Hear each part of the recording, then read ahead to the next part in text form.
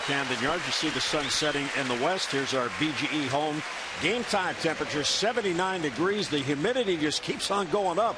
It's up to 82%. It is steamy here at the ballpark tonight. BGE Home is Baltimore's home team for heating, cooling, plumbing, and electrical.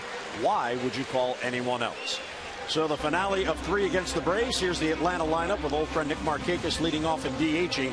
Interleague numbers in his career, 337 with 13 home runs, 73 RBIs. Naaman, Freeman, and Garcia with Pierzynski catching. Simmons at short, then Peterson, Perez, and Castro for Atlanta. Plenty to start for Chris Tillman. A lot of fastballs, curveballs, and cutters. He kind of acts like a slider. Those are the breaking balls.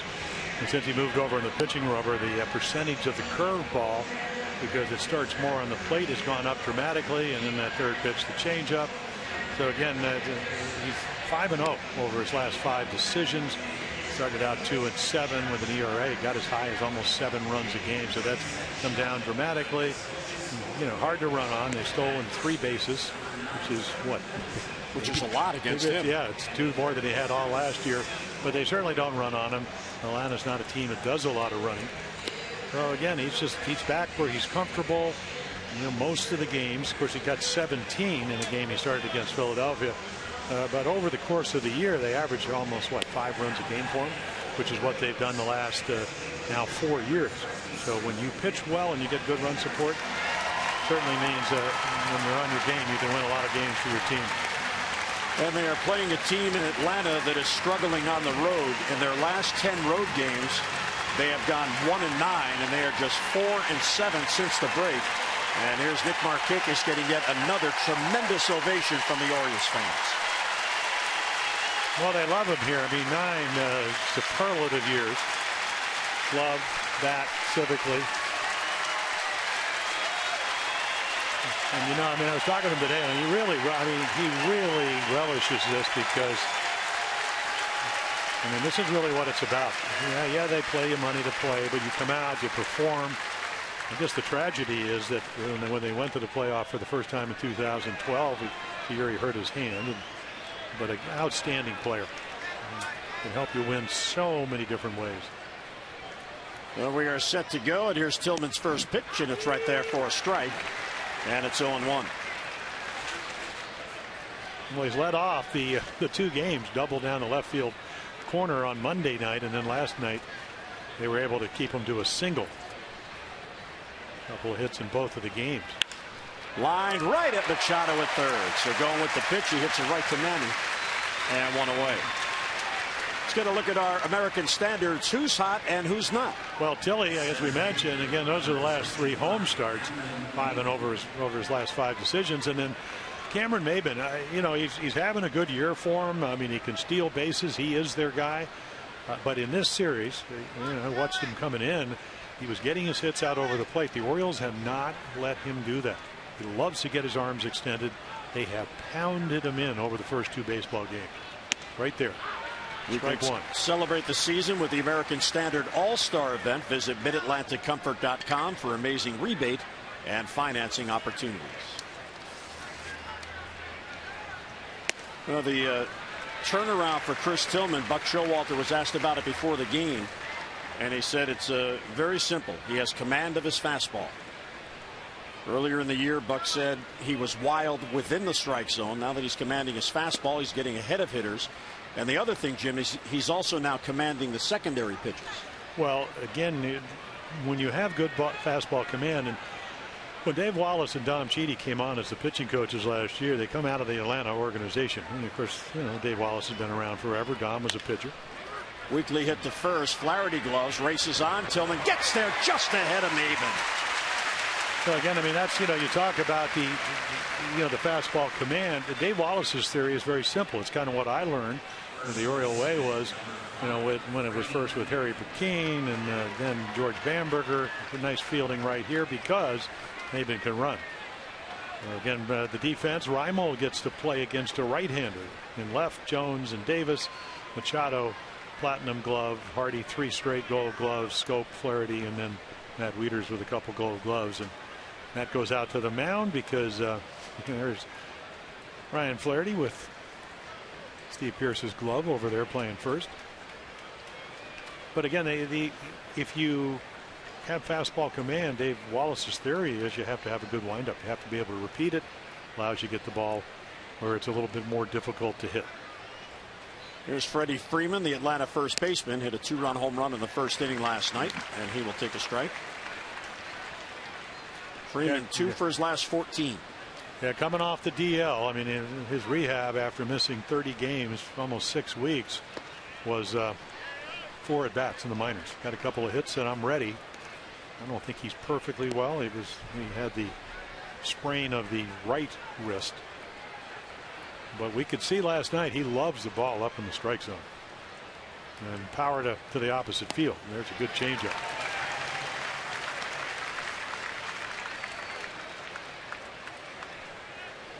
Tillman had 1 and 2. Markakis lined out to begin the game.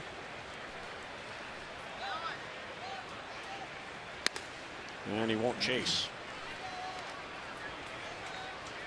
Yeah, that's one of those pitches that you didn't intend to be that high. You wanted to be more of the letters.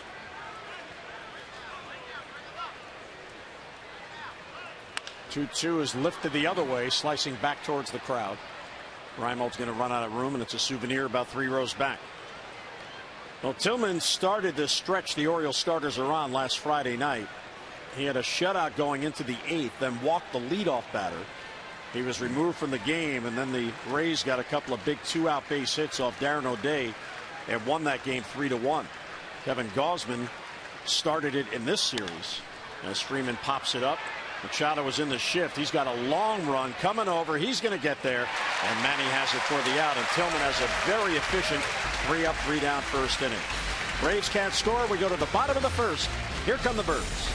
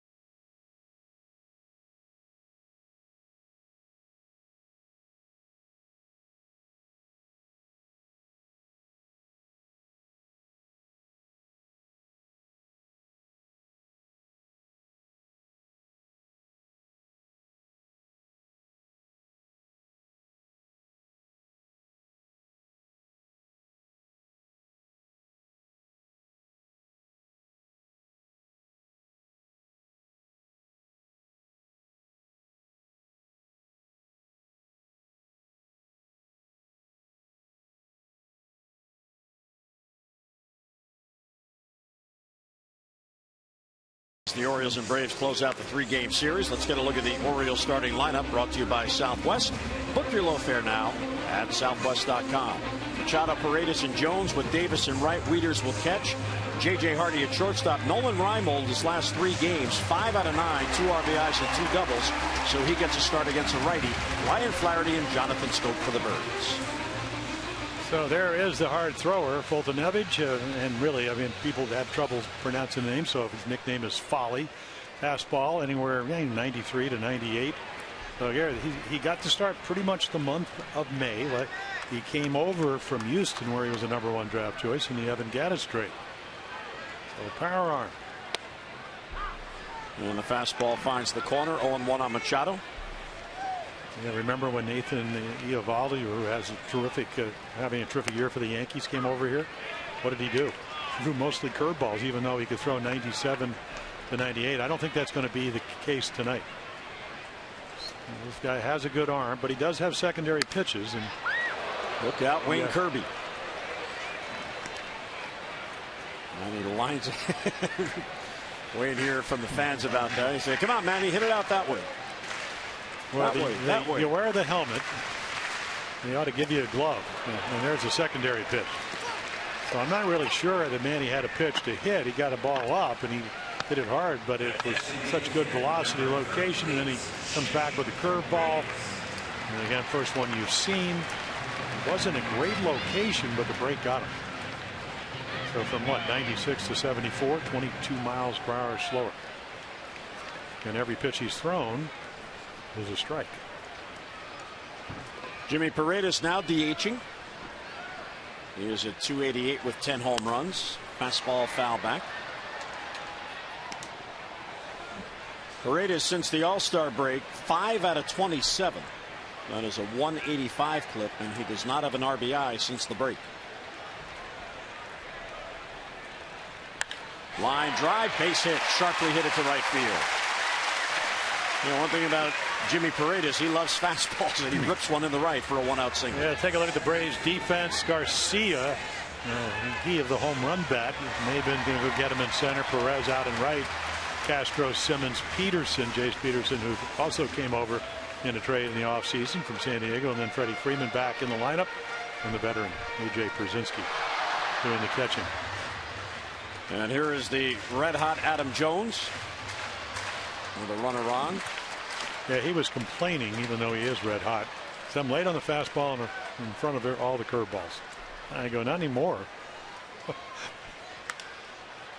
Pop foul out of play. Well, last 4 games, 4-game hitting streak, and he has been on a tear. Yeah, and he's hit. I mean, I told him, I said, boy, that's a nice little double down the line. He hit right over the first base bag. He's line balls into right field. You know, even the first time up, got robbed of a base hit, maybe a double that Freddie Freeman flagged down. Another one popped up, shallow right. Long run in for Yuri Perez. Second baseman comes over Peterson, and he makes the catch. Yeah, they're shifted over that way. I mean, Perez was almost down the right field line in right field. So for Jace Peterson, I mean, it's pretty routine because he was not up the middle. He got a great jump on it. Ball slicing away from him. Well, Chris Davis, in his first 12 interleague games, he batted just 133, a couple of home runs, 3 RBIs. But last night, 2 for 4, both hits were home runs, and he had 5 RBIs on those 2 swings. Now, Julio Teheran, he did not have a great fastball. Didn't get a lot of maybe borderline close pitches. Couldn't get until maybe the 3rd or 4th inning any of his secondary pitches over, and threw 92 pitches in 4 innings. And a strike taken, high strike, 0-1. Yeah, I think we're going to see. I mean, this is a little different, a bigger strike zone. This is a pitcher umpire, Jim Wolf, doing the home plate umpiring. So yeah, the ball, I think maybe a little bit off the corner, and especially up in the zone, will probably be called a strike tonight. And that's up and in, 1-1 on Chris. Foltynewicz out of Minooka, Illinois.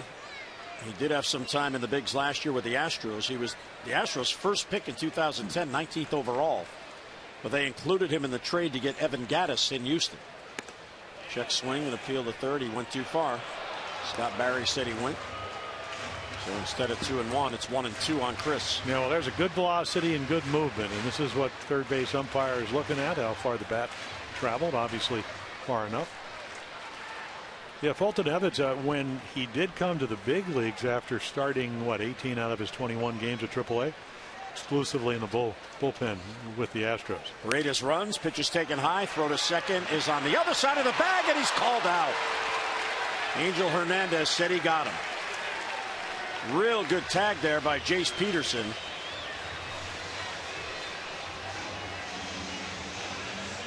And he may have gotten him.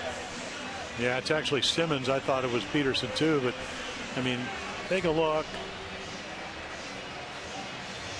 Yeah, I don't think it's something you could change. Buck is not going to challenge that. Unlikely to be overturned. So base hit, none left. We'll head to the second. No score.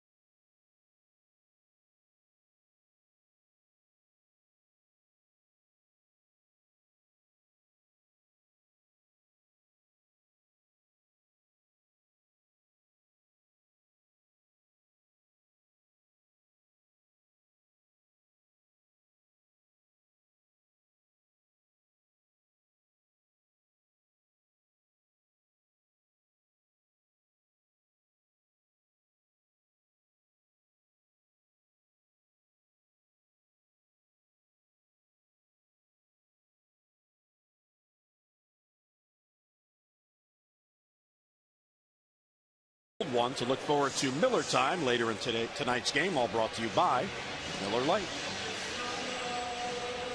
Chris Tillman 3 up 3 down in the first on just 12 pitches. He'll go to work against the middle of the Atlanta lineup. Adonis Garcia leads off, then Pierzynski and Simmons. Just outside 1-0. Yeah, so we've seen Garcia again. He game-winning home run on Sunday when then they beat the Cards off of Waka, an all-star, and then the home run off of Britton to right field. Lined right at Scope, off his glove and into the outfield, and reaching is Garcia. It short hopped him and he botched it. Yeah, I mean, it would probably be a base hit only because the ball was hit so hard. No, it's an error.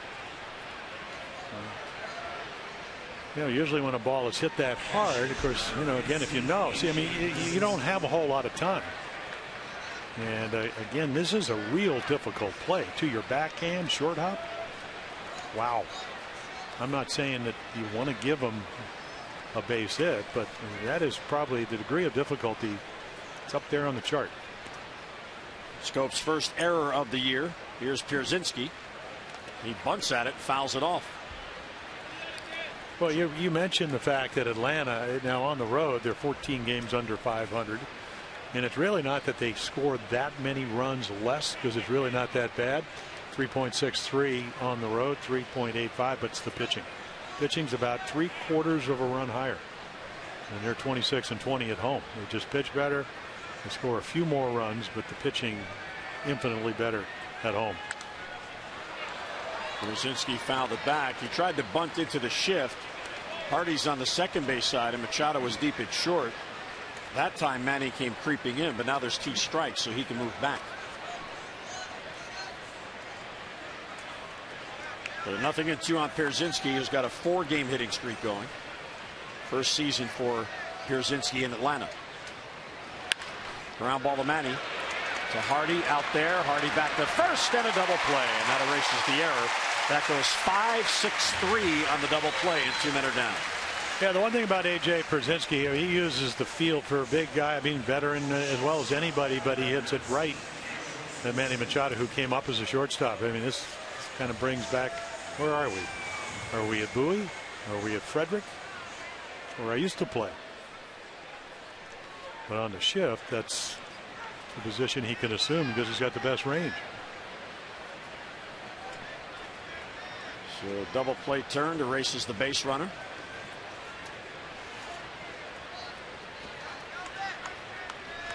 And here is Andrelton Simmons, the shortstop. He'll take a strike. Yeah, he's trying to get the ball and maybe duck the high strike or maybe the high ball, but again, as I mentioned, I think that pitch is going to be called tonight, and it was. And a chopper foul, and it's 0-2. Well, Troy Tulowitzki making an instant impact with the Blue Jays. He's making his Jays debut tonight, and he's hit a 2-run home run to give Toronto a 2-0 lead. They're now in the 3rd. Well, they need more offense up there. How about that?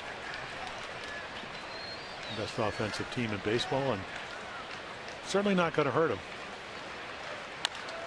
Weak chopper back to the mound, had some backspin on it, but Tillman has it. He'll get it to first. Simmons retired, and the inning ends. So no hits and error, but none left. Mid-second at Camden Yards. Braves and O's, no score.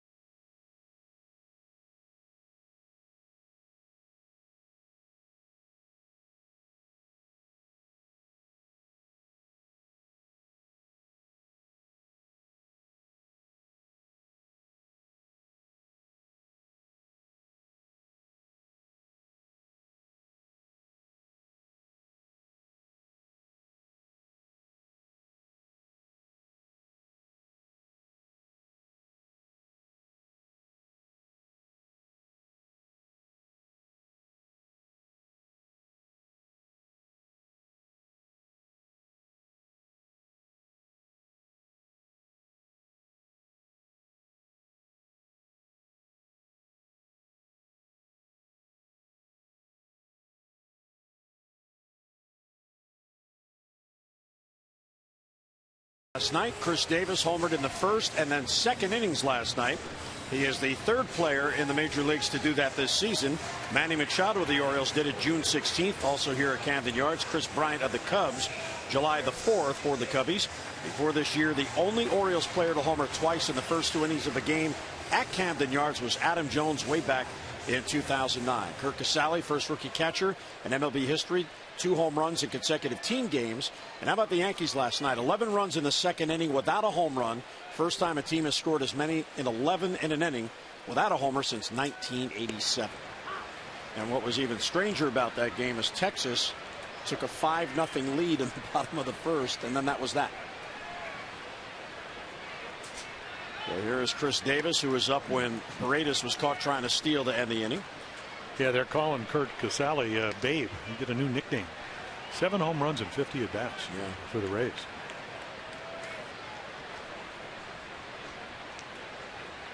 Wieters on deck, and then Hardy.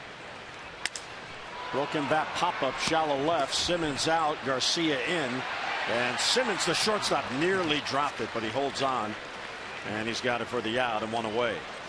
Maryland Lottery's contestant of the game, Thomas Klein of Pasadena, has won $500 for being selected, and will win $500 more for every Orioles home run hit in the game tonight. Play baseball buck scratch offs and win up to $50,000, or enter non-winning tickets for a chance to be the contestant of the game. Visit mdlottery.com/baseball.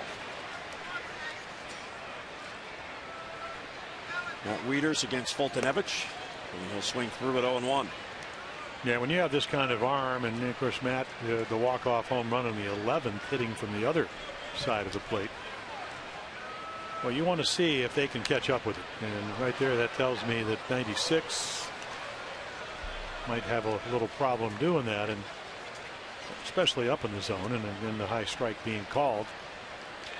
Already he's established that he'll use his secondary pitches.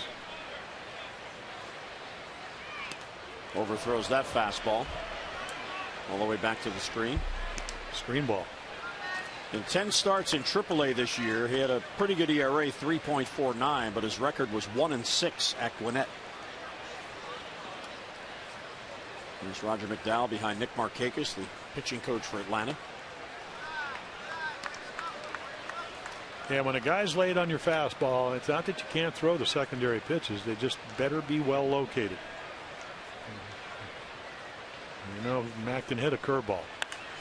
That ball is driven deep right field, right center field. Back it goes. It is off the wall, bounces up and into the bleachers for a ground rule double.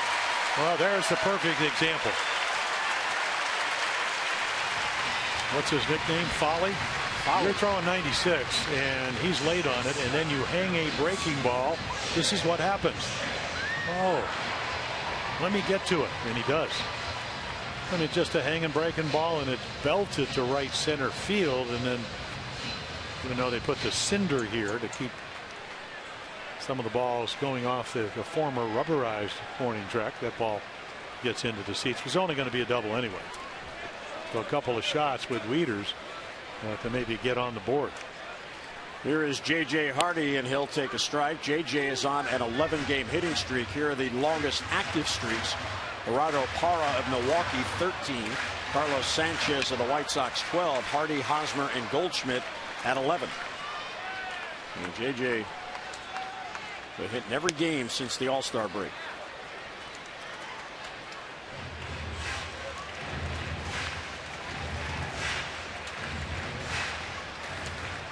And all over the field. Ball on a strike on him. Wieters at second with 1 down. And he fouls it back. Yeah, I think one of the things when you win the first 2 games and you only score 2 runs in 11 innings in game number 1, have a tendency maybe to forget the sacrifice line drive that J.J. hit to tie the game up in the bottom of the 9th. Otherwise, that Orioles sustain a 1-0 loss with a sinker kind of thigh high down the left field line for the run. Just inside. Fultonevich did pitch against Norfolk twice, but that was back in April. So he did see the Orioles AAA team. Yeah, and he only gave up 2 runs, 4 2/3, 5 hits, and then 8. Second start Only 3 hits and 8 runs against Norfolk. 2-2 to Hardy. Check swing, and he went too far. Fooled by the breaking ball, and he couldn't foul it off. So that's a big out for Fulton Everett, and 2 men down. Now you establish 93 to 96, and then you throw this pitch. That is the well executed slider. You could see him stay on top of it. It's a good location, good tilt. The break is very difficult to pick up. He has averaged almost a strikeout per inning in his big league innings this year. Came in 52 Ks and 54 2/3. Here's Reimold getting a start against a right-handed starter. Outside 1-0. Well, we've talked about it pretty much all year long. They're looking for somebody to get hot so they can play him every day. Whether it's David Lowe, whether it's Travis Snyder, whether it's Nolan Reimold. 3 hits on Sunday. Doing the high strike call, 1-1. Well, Reimold has a 2-game hitting streak, and each game back-to-back multi-hit games. So when you're 5 for your last 7, the skipper's going to notice it. Yeah, I think the other thing is that even though he hadn't seen a lot of right-handers, he's a pretty good fastball hitter. So you hope, maybe he'll get one. Of course, even though Fulton Nevich's best pitch is his fastball, doesn't mean he can't get you other different ways. Reimold, since the All-Star break, is batting .333. He's gone 6 for 18. As Jim mentions, he doesn't get regular starts, but he is getting a start tonight. Well, I think that's the most difficult thing for any player, especially a guy that's come through injuries, not used to being a bench player, and you got to figure out how to do it, and you have to do it on the fly, and that's not always easy.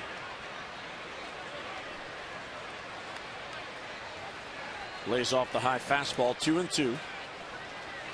Wieters at second, 1-out double now with 2 men down. Those have gone 14-6 in their last 20 home games. 2-2, check swing, and it's low, ball 3. That's the other thing that's so attractive about Reimold is his batting eye. Well, yeah, when you get enough reps, enough at bats, then you can recognize the breaking ball. That's a pretty good one.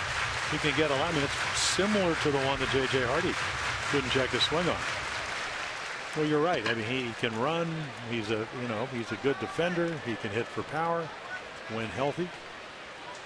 There is no such thing as a routine ground ball when Nolan Reimold hits it because of his speed. And the 3-2 swung on and fouled back. Breaking ball hung a little bit. Yeah, that was the home run curve ball. It just gets the bat head out in front of the plate when you go from 97 to 75. But sometimes you do get away with them, and that was one of them. Scott Kubal on the left, the Orioles hitting coach. Now here comes the 7th pitch in this at bat to Reimold. And he fouls it off his foot. It goes all the way out to Castro at third base. And Wieters back to second.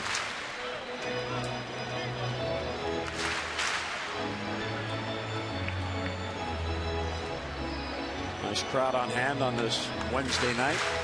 They sat out the 33-minute rain delay, but now it is a lovely evening downtown.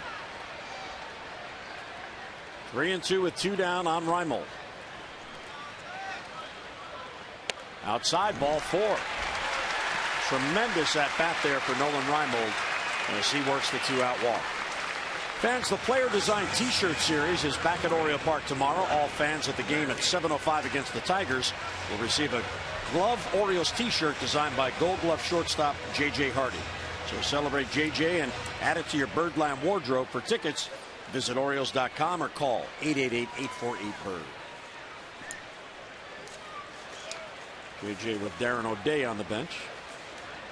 Ryan Flaherty, first ball swinging, skies it to shallow center field. Simmons out, Garcia and Maben in, and the center fielder takes command, and he's got it for the out. So Ryan Flaherty skies out, and the Orioles strand 2. We'll head to the 3rd at Camden Yards, scoreless game.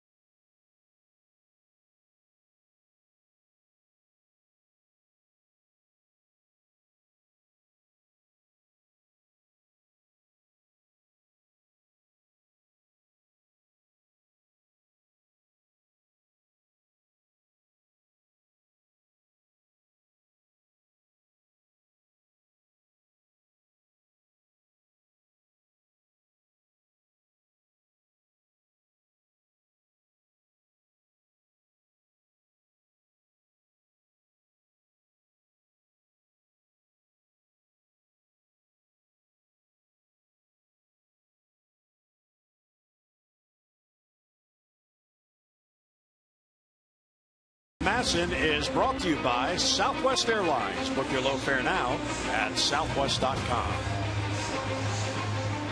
Busy night on the concourse, and kids having fun with the face painting. Boy, those are well done. They have stands here at the ballpark. Jim, you and I should do that one night. Go get the face painted. I'm going to wait till the fall. The autumn or to Halloween? Well, that too, but I was thinking less humidity. Yes, it is muggy here tonight. Well, it's Baltimore. Jace Peterson will lead off. Perez and Castro will follow. I was trying to explain to somebody that actually you would, over the course of the 20 years I played, or you would have fronts come through and you'd get 2.5 nice days, clear, no humidity. They looked at me like I was crazy. Now, that was maybe before global warming and whatever, but you used to have those occasional fronts come through. Sure, absolutely. Or I've experienced those here. Used to have 17-day road trips. So you could be gone, and then you could have the high humidity. You could say, gee, that's a pretty good summer in Baltimore. No, it wasn't because you were away. Get to the West Coast, go to Kansas City, then do the West Coast trip. 17 days on the road. Wow. That's tough to pack for. Your kids would look different. Line right to Machado. So once again, perfectly placed. Here's our PNC minor league report.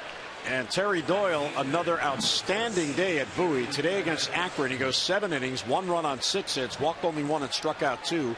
80 pitches to get through 7 innings. He is now 12-1 with an ERA of 1.97. What a year Terry Doyle is having for the Bay Sox. And he comes out of that Atlanta organization. So if you're going to get somebody, they're going to know how to pitch. They're going to usually be able to command the quadrants of the plate, change speeds, throw strikes.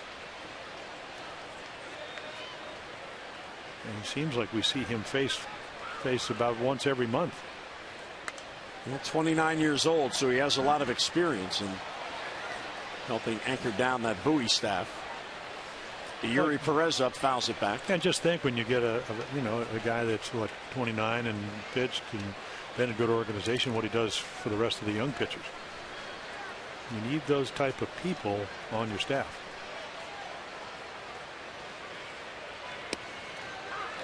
See, that's the pitch that when Chris struggled early, when you're way over on the third base side, it's a long way to the outside corner, and it seems that just making just a slight move about 6 inches middle of the rubber allows him to get there.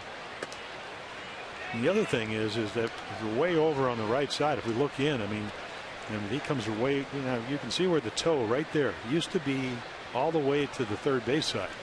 And you're actually a little bit inside the corner. And he just said it was tough to make the pitches he wanted to, like those pitches. He had to work too hard to do it. And the amazing thing is, last year when he stood way over on the third right side, he gave up 3 runs or less in 20 out of 21 games. But this year things weren't working as well, so he made the adjustment. Right center field. Over is Davis. Adam lets him have it. Yeah. And 2 men down.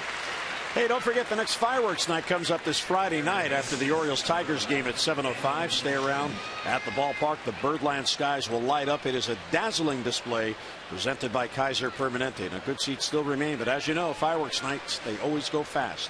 So if you want to come out and enjoy the show and the game, for tickets, visit Orioles.com or call 888-848-BIRD. Do you think the Davis Gazelle-like catch in right center, let Adams just say, you take it? Anything out there, you can. Yeah, I think Adams trying to get him more experienced out there, so the more balls he gets, the better. Chris made that nice play on Pierzynski last night and told us on the walk-off interview that Adam was all over him because he still had 3 feet to go before the fence. Long way to get it, though.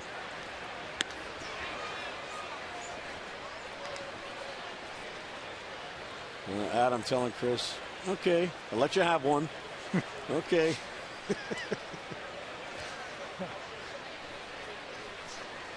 Ball and a strike on Daniel Castro. Ground ball, glove by Tillman. Takes a possible base hit away and runs halfway to first for the out. So a 3-up, 3-down inning. Tillman in charge through 3. Birds come up, no score.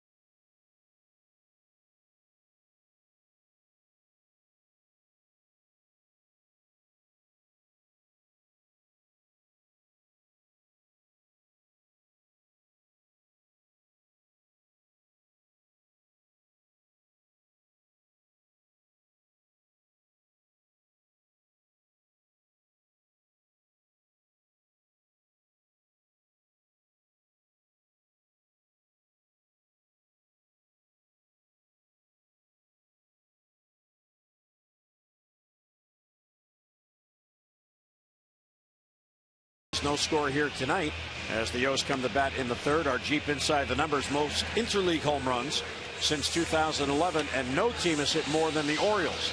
Blue Jays right behind, and the Nationals, Yankees, and the Brewers. This the Orioles fourth in the American League with 123 home runs coming into game tonight. And Chris Davis is now tied for fifth in home runs. He has 24. Jonathan Scope will lead off, the number 9 batter, then Manny Machado and Jimmy Paredes against Mike Foltynewicz. Oh. This ball's drilled. Back it goes towards the bullpen, and that ball is gone.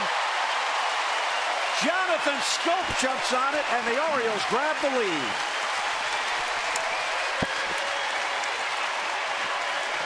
Oh, does he have power? Well, he did. He flied out to the bullpen. I mean, those guys had a duck. Actually, I think it was about a couple of feet from their feet. Yeah, they're talking about the Tulowitzki home run went 460 feet. Well, this one didn't go that far. But I'll tell you, this is in the 425, 430 range. And Thomas Klein of Pasadena, our Maryland lottery contestant of the game, has just won another $500. Yeah, I'd smile if I hit one that far.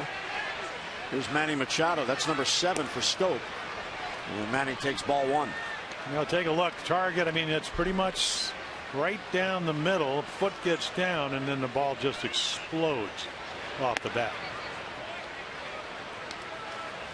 I mean, look where the point of contact is right here. Oh, wow. I mean, right. I mean, the ball's in the middle of the plate, but again, when it's in the middle of the plate, you can let it travel just a touch farther. Manny to shallow center field. Maben broke back, and that's going to doink in there for a base hit. Maben read the swing, and the ball either went off the fists or off the end of the bat, and it just falls in there for a single. Yeah, the other thing is he plays very deep. And take a look right here. So I think he just did a little drop step. Didn't get a great read, and then the ball is off the fist. And Manny said, well, struck out the first time. I'll just dump one in between the center fielder and the infielders. So the Orioles have had hits in all 3 innings, now have a 1-0 lead. Manny on at first, still none down. Here's Jimmy Paredes, 99 miles an hour off the bat of Scope for the home run. And the fastball taken for a strike by Paredes, who singled his first at bat. And they do play deep. I mean, Perez really deep in right field, so the ground ball into right field. If he didn't get that pitch on 94 away, but any grounder with Freeman holding Manny Machado, and it sets up. I mean, it's just this nice little alley out here, and you can't do it with 2 strikes. Now, of course, if you're pitching, you want the ball in the outside quarter of the plate. Even if they hit the ball, you're not going to get the first and third situation. And he gets Paredes on a high fastball, so Jimmy's down on strikes. And one away here in the third. That is strikeout number 3. So he got ahead one upstairs, and Paredes swings through it. Yeah, you can make those pitches, Jim, but you have to have a hitter that will cooperate, and that's what Jimmy Paredes' problem has been. He will swing at balls out of the zone, and you understand it when there's 2 strikes because everybody does it. You don't want to get called out. Here's Adam Jones, who popped up his first at bat. Fouls it back to the right. Foltynewicz has allowed in his major league starts this year 11.5 hits per 9 innings. So the major league hitters show, yeah, he's got a good fastball, but they get their share of good swings. Freddie Gonzalez is skipper.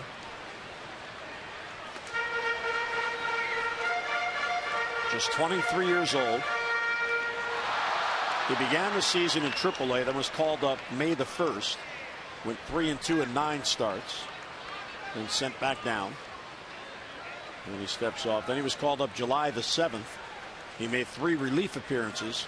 Pitched to an ERA of 6.75 in those appearances. Was sent back down. And was called up today to make this start. Well, you know, he reminds me, when you look at the numbers, a little bit like Chris Tillman. Now, Tillman, you know, Chris never threw 97. He could throw in the mid-90s. But if you look at all those starts, 7, 7, 7, 7, 8 strikeouts, but the pitch count elevated. So you send a guy back down. I mean, Tillman had given up, I think, when he got sent down in 2011, 1 run or less in 5 of his 6 starts, but he never could really get into the 6th or 7th inning because of the pitch count. So again, a lot of times I think you look at a demotion as really trying to penalize when you're really helping a run pitcher. Because if he ever figures it out, then all of a sudden you got a guy with plus stuff. 2-1 to Jones is fouled off. Well, you think back, not that many years ago, that was Eric Bedard. Eric Bedard would be at 100 pitches through 5 innings, keep his team in the game. But 6th inning, here comes the bullpen. Then he finally got over the hump and was able to get deeper in games and became the Orioles' best pitcher. Yeah, well, Eric tried to strike everybody out, and that got the pitch count up. And, you know, he had fabulous stuff, one of the best scored balls I've ever seen, but he was a strikeout guy. You know, and until Ray Miller taught him, hey, you can get some outs on the arm side of the plate, not up and in to everybody. And then all of a sudden the innings became a little bit easier, you know, from a pitch count standpoint.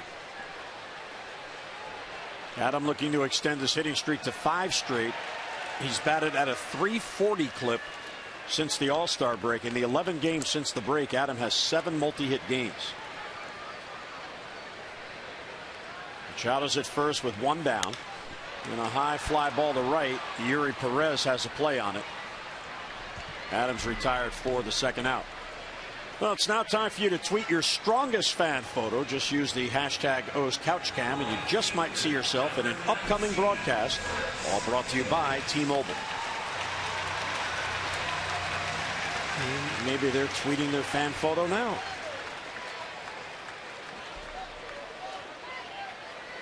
Photo of me in the stands. But wait, they're not on couches. I guess if you're original, you send it from the ballpark. It's under consideration. Well, wait, there have been winners that haven't been on their couch.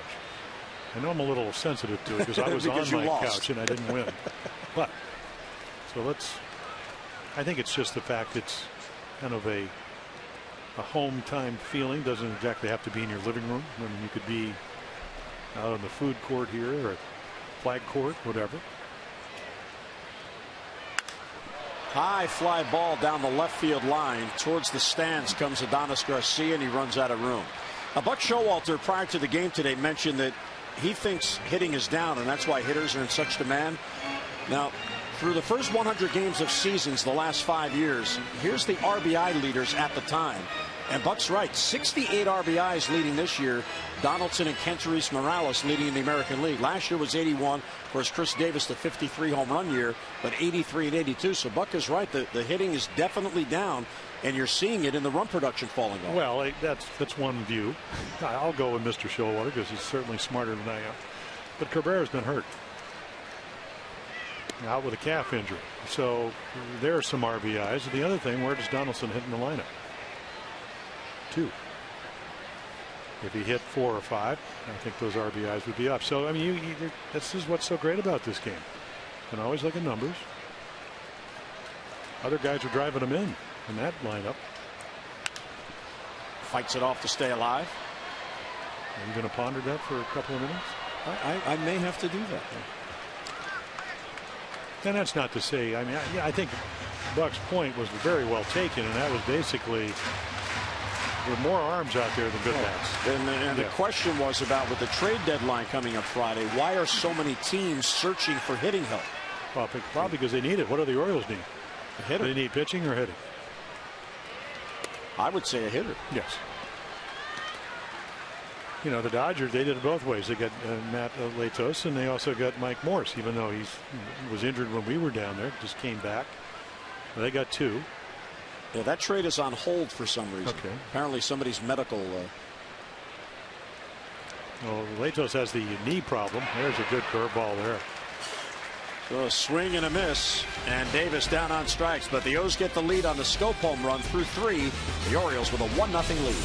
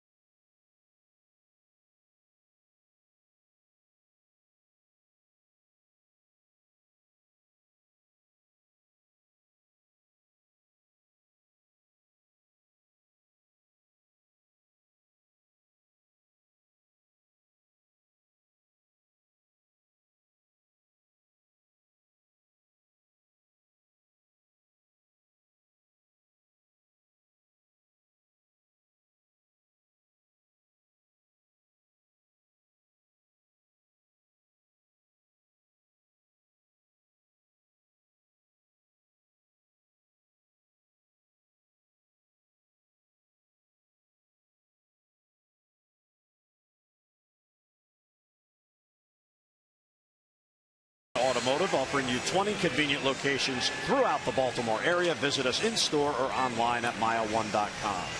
Well, the Tigers will come in to conclude this homestand. Night games tomorrow, Friday, and Saturday. Saturday, WJZ with us as well. And then on Sunday, a day game to close it out before the Orioles pack it up and head west. They have a 9-game, 10-day road trip to Oakland, Anaheim, and Seattle. Yeah, you know what? It's always people say it's tough to go to the West Coast and play because the time change. But if you're playing well, you just bring it on. What's interesting about the Tigers, they have so many guys. They're 3.5 back in the wild card, about 13, 14 in the loss column to Kansas City. So I wonder what that roster is going to look like by the trading deadline at 4 o'clock on Friday. I mean, Soria, Price, Cespedes, Davis. I guess Avila's even though he's been playing first, and James McCann has been doing most of the catching.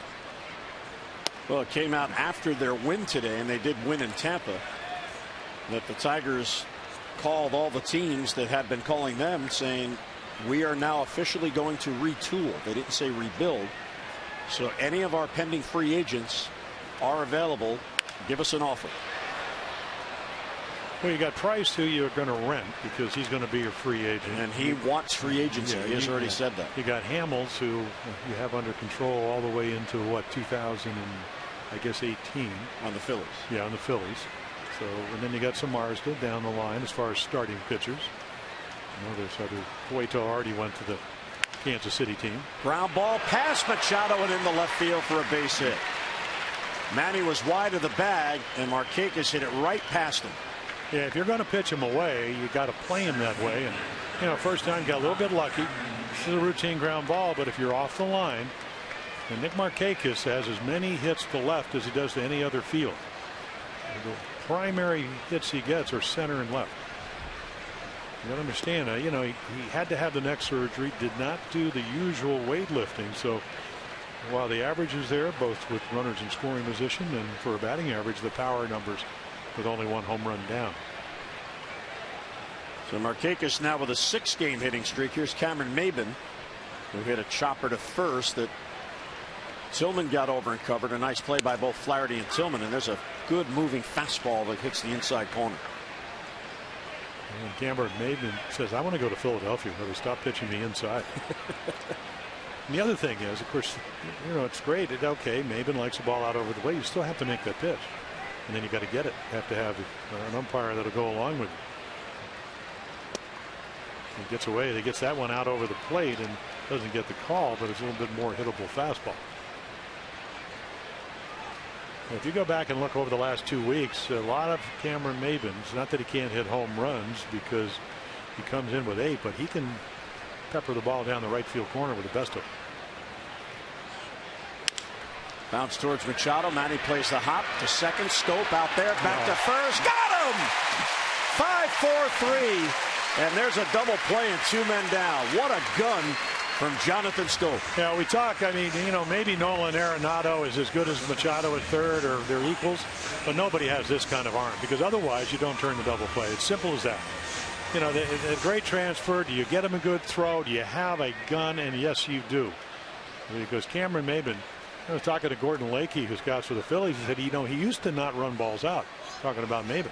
But we saw it last night. He airs it out down there. So he wanted to stay out of the double play. Lead off base hit, 1-0 game. You turn the double play, huge. Freddie Freeman now, who popped foul to Machado.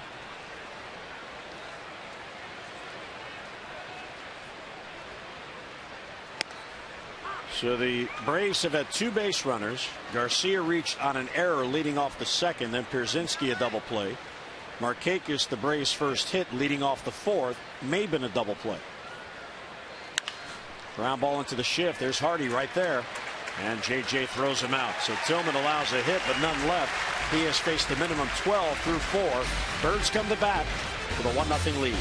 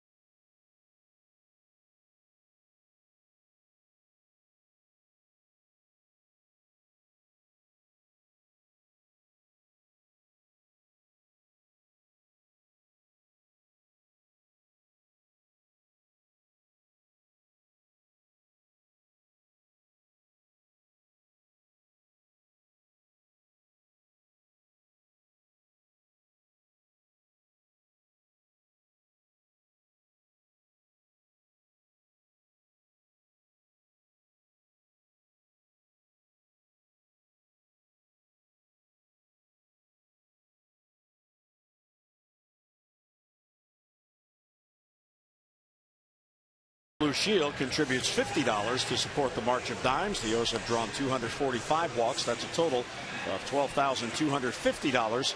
Care First Blue Cross Blue Shield encourages each of us to take that first step towards a healthier and a more active lifestyle.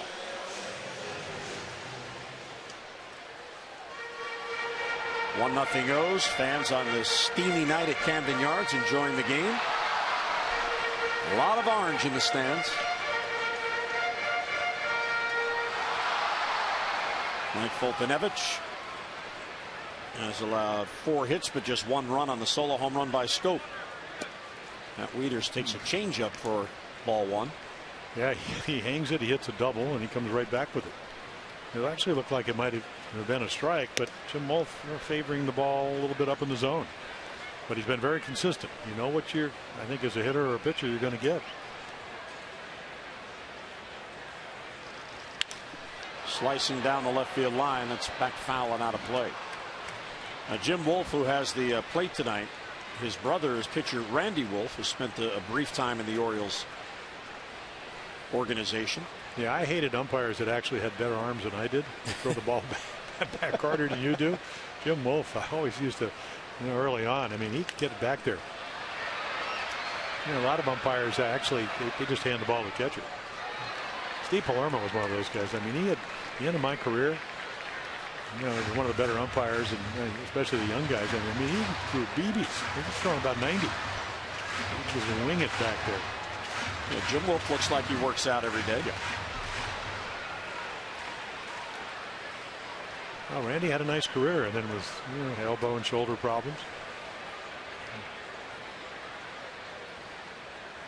Upstairs ball 3. I think he's still pitching in AAA. Really? Yeah, I think I saw his name the other day.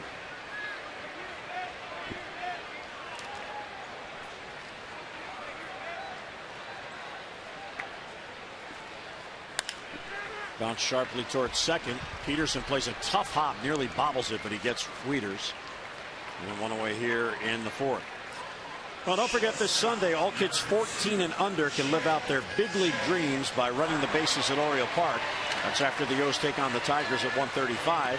So gather up your family, friends, come on out and make some Birdland memories. Good seats remain, so get your tickets now, Orioles.com, or call 888-848-BIRD. When you finish the post game on Sunday, will you have time to do that? Or I have to go to the West Coast, so I'm going to decline. A lot of fun. Yeah, I would love to run the bases. So would J.J. Hardy. He'd like to. And he's allowed to. He'd like to hit one and then trot. J.J. trying to extend that hitting streak to 12 straight games. 1-1 the count. He struck out his first at bat.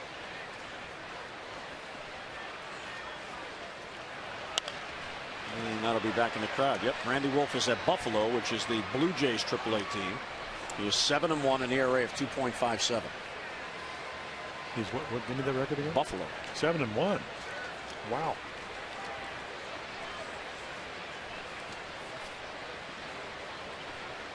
What's he doing in Buffalo? Yeah, don't the Blue Jays need pitching? Upstairs, close pitch. Ooh, Fultonevich gesturing at Jim Wolf that he didn't get the call. You don't want to do that, young man. Well, it's been pretty much a strike all night long. And, well, when you're young, and he's only, it'll be 24, I think, in October. Another one of their young starters.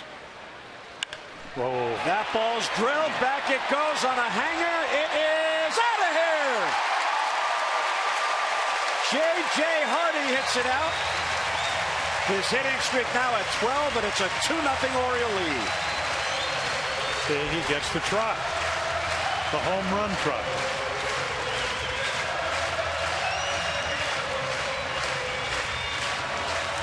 And another $500 to our Maryland Lottery contestant of the game, Thomas Klein, who's having himself a good night.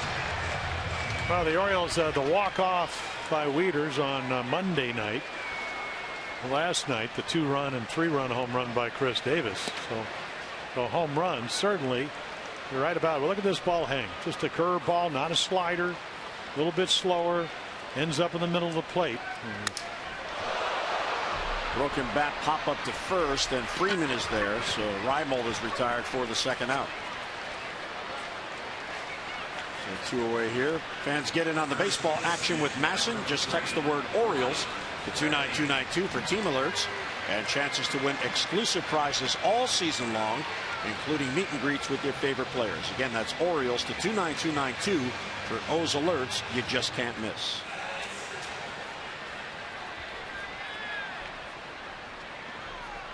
So Nolan Reimold gets sawed off. Here's Ryan Flaherty. Went too far on that swing. Ryan flied out to center field his first at bat. He is now 0 for his last 20. Ooh, nice little slider there. Well, you learn when you're a young pitcher that you're going to throw a 97, you throw a ball in the middle plate. It's the big leagues. They hit them. You throw good breaking balls, you hang one, they hit them. So again, I look at him and I mean, he reminds me size-wise, and if he could ever be anywhere close to this good, Roy Halladay, because he has a similar windup. Uses his front shoulder to hide the ball well, and that results in a pop-up. Simmons takes charge out the outfield grass, and he's got it for the out, and the inning ends. But the Orioles add to their lead. J.J. Hardy hits a 7 times the swing on the hang-up breaking ball and hits it out to left field. Well, after the 5th at Camden Yards, 2-0 O's.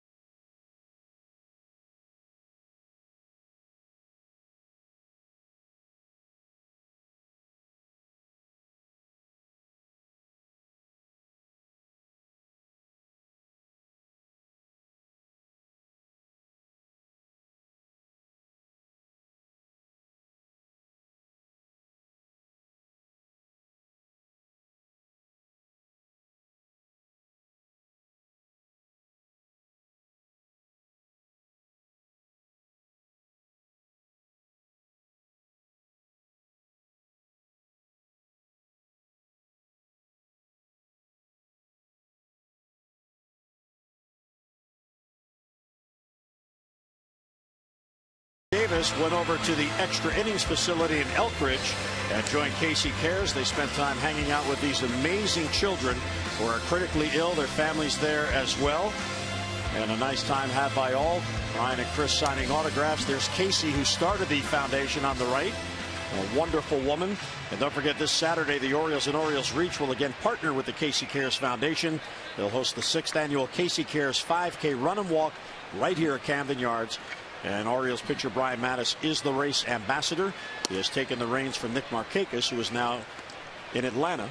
And Brian does a great job with the kids, and he really loves visiting hospitals, a lot of times unannounced.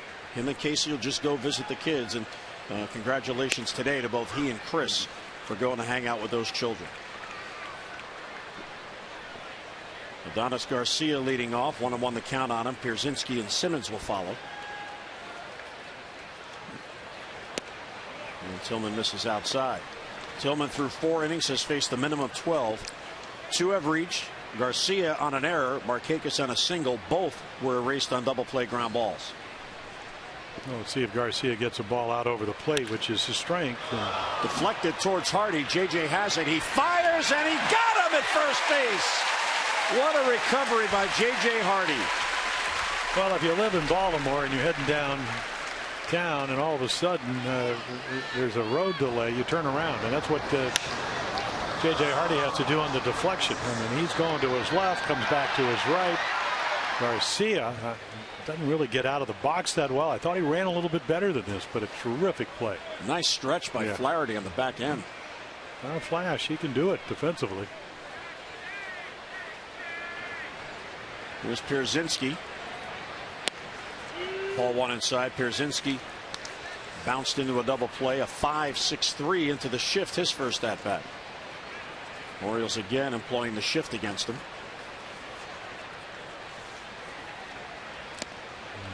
There are a lot of rumors with the Atlanta Braves that a few of their players may be on the move. In particular, a couple of veterans in that bullpen, Jason Frazier and Jim Johnson.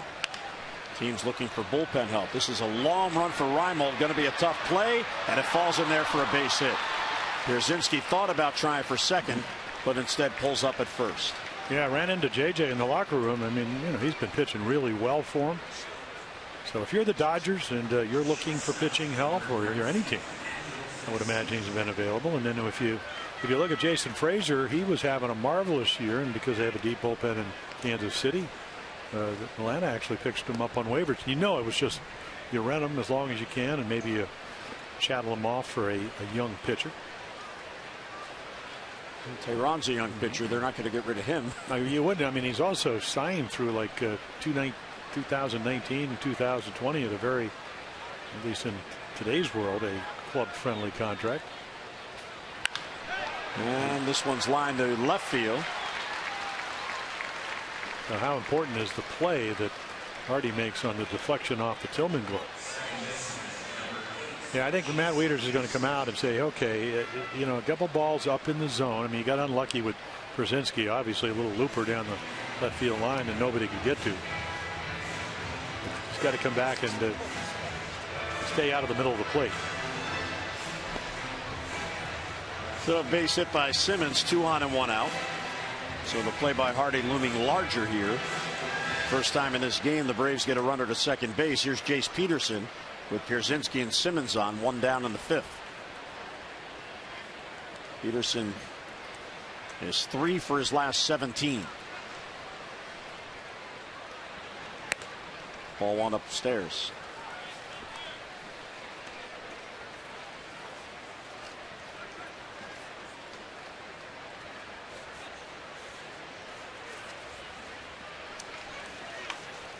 The Braves begin a 4-game series in Philadelphia tomorrow night.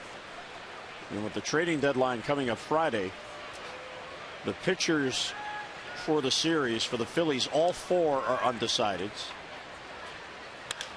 This ball's hit to right field, playable for Chris Davis. And he's got it. Pierzynski bluffs going, and Davis throws in behind him. And for Atlanta, Shelby Miller's scheduled to go tomorrow. And then Friday, Saturday, and Sunday, they're undecided. Yeah, well, Shelby Miller, he's got #1 stuff, and that's why they traded Jason Hayward for him. You know, the other guy, and you know, we talked about it because their starting pitcher tonight came over in the Evan Gattis trade. So, you know, you lose Hayward, you lose Justin Upton, you lose, you know, all this offense, and you're not going to be the same team. And this is a rebuilding year. So they're looking to get better. Not this year, but in the foreseeable future, which is 2016 and 17. Strike 1 at Yuri Perez. Now this is a speedster. He can run. Infield hit the other night. I think everybody's aware, though, you got to maybe take a step in, but you don't want to come in too far if you're an infielder. You want to be able to get the roller, because I mean, he can fly. Puts a lot of pressure on the infield defense here. Now you wonder if John Hart, we saw how good Alex Wood was the other night. He's only 24, but he's in his 3rd season already, so experience. Could you turn that one young pitcher into maybe a package of 3 coming back, so you get more depth? I don't know if you can replace somebody like Alex Wood the way he pitched. Ground ball towards Flaherty, bobbles it, picks it up, flips to Tillman, who gets there just ahead of the runner Perez. Oh, that ball, that backspin, it hit the heel of the glove, and a nice recovery by Ryan Flaherty. So 2 hits and 2 left. We go to the bottom of the 5th. Our Mazda do-ups: Jonathan Scope, Manny Machado, and Jimmy Paredes.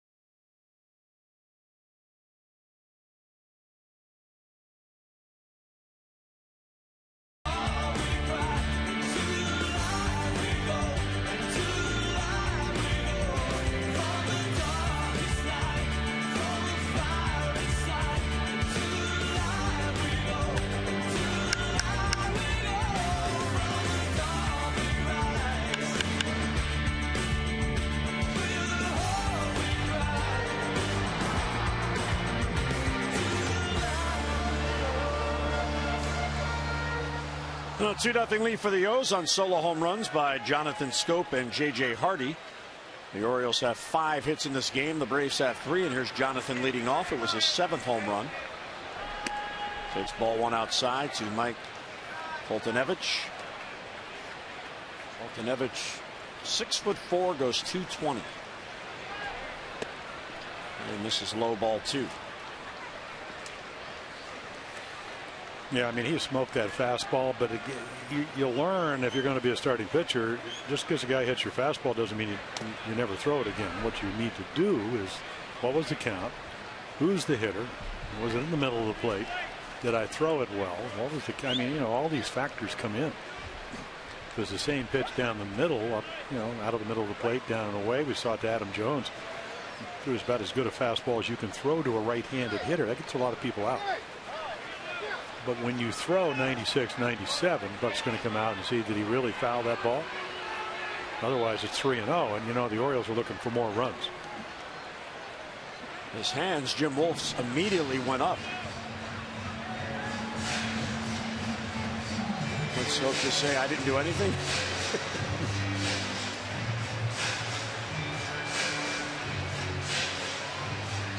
Looks like Buck is asking Jim Wolf to ask for help.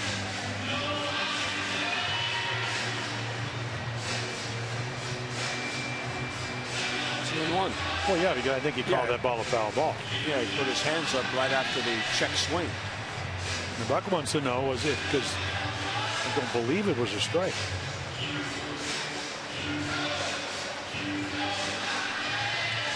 And he's looking at A.J. Pierzynski. Now, tell the truth, A.J. Yeah.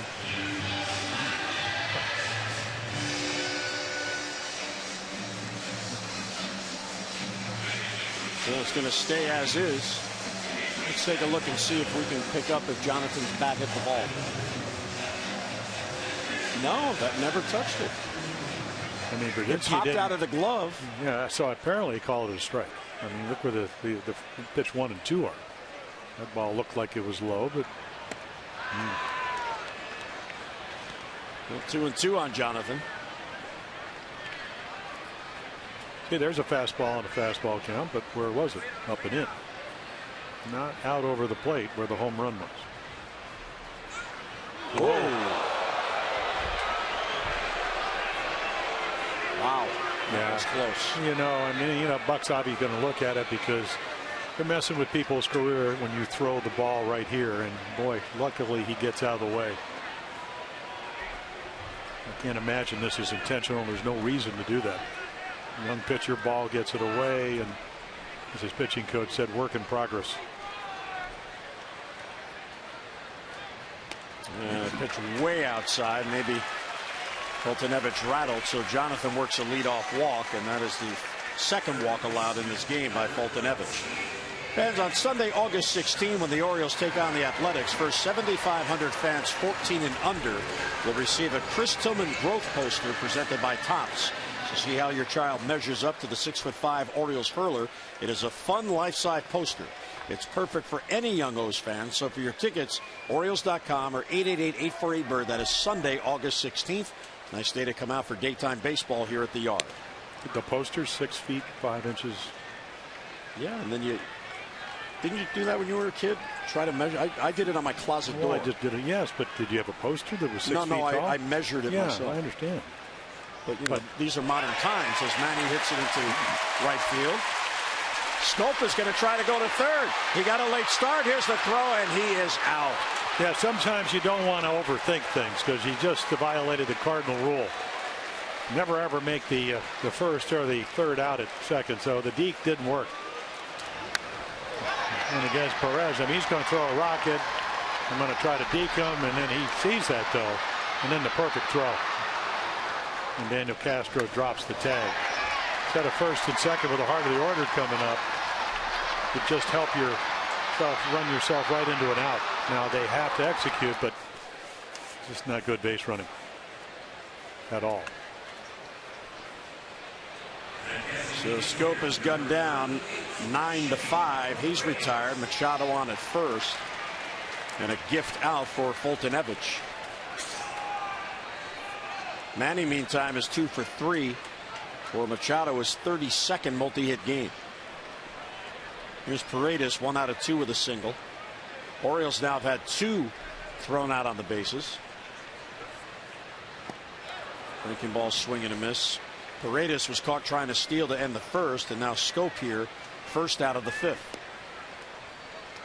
Yeah, the interview you did with Scott Coolbaugh, the hitting instructor, and was basically down in Kansas City, or excuse me, in Tampa Bay. We're going to have approach. We're going to sustain the approach.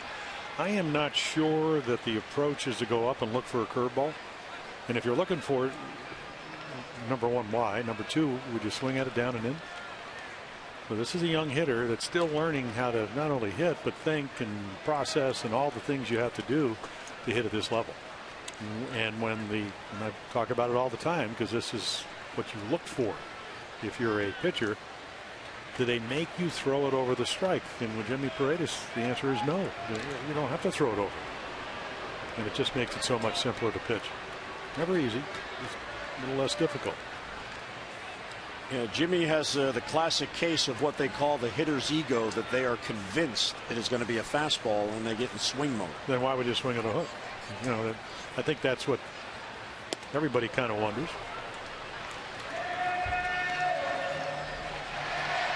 Fastball misses inside, 1-1. With Freeman holding the bag, a lot of room on that right side. Hey, I just kind of look. I mean, the one number I looked at was that with 2 strikes, the league hits right around 174, I think, this year. Off of Boltonevich, they're hitting 269. So still learning to command his stuff. So if you go up there and you start chasing balls, he gets ahead in the count, and then all the stuff becomes a lot better. I mean, almost 270 with 2 strikes. That's almost 100 points higher than the league average. Again, it doesn't mean he doesn't have talent, because he's certainly a very talented young guy, but he's learning how to pitch. Upstairs with a fastball, the count evens.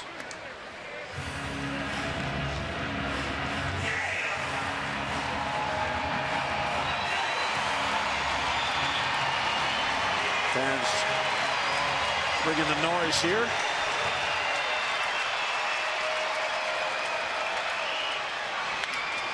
High fly ball to right, playable for Perez. He's got it for the second out. Machado back to first.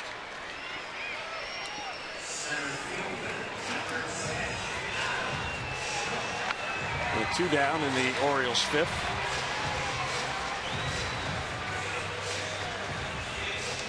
The Yankees are at Texas again tonight.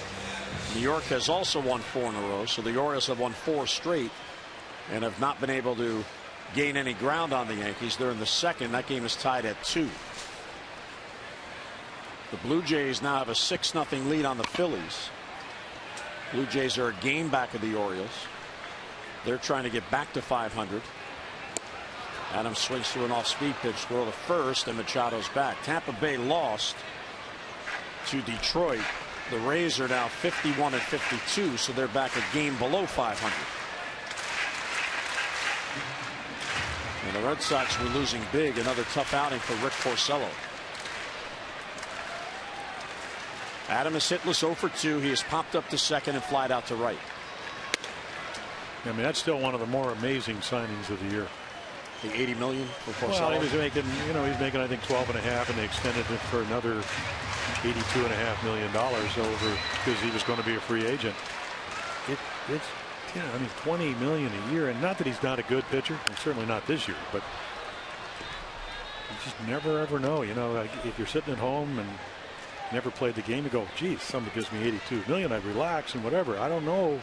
Some people can't play in Boston. Some people can't play in New York. Some people can take the money and go, you can take a nice deep breath, and I'll just go do what I'm doing. He's having a problem. As most of their starters are in Boston. Buchholz is hurt. He doesn't have that big ballpark in Detroit anymore to pitch in. 1-2 on Adam. Machado at first, 2 down. And Adam will fight it off to stay alive. And they were selling it. It was like a great sign. I mean, not only everybody, we have them. We now can control them for the next 5 years.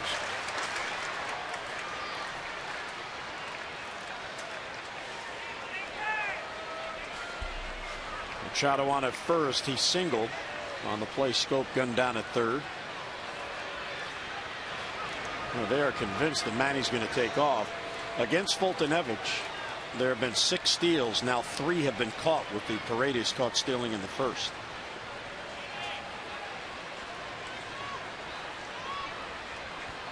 A ball and 2 strikes on Jones. Good cut. Wow.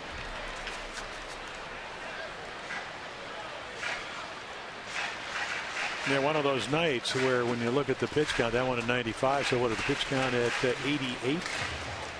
And you haven't had your team score for you? That's 88. You can add another 10, 15 because every pitch has meant something.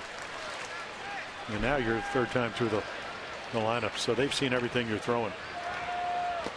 And a swing and a miss by Adam Jones. Throw will be made to first to get Adam. And the inning ends. So a hit, a walk, 1 left through 5. The Orioles with a 2-0 lead.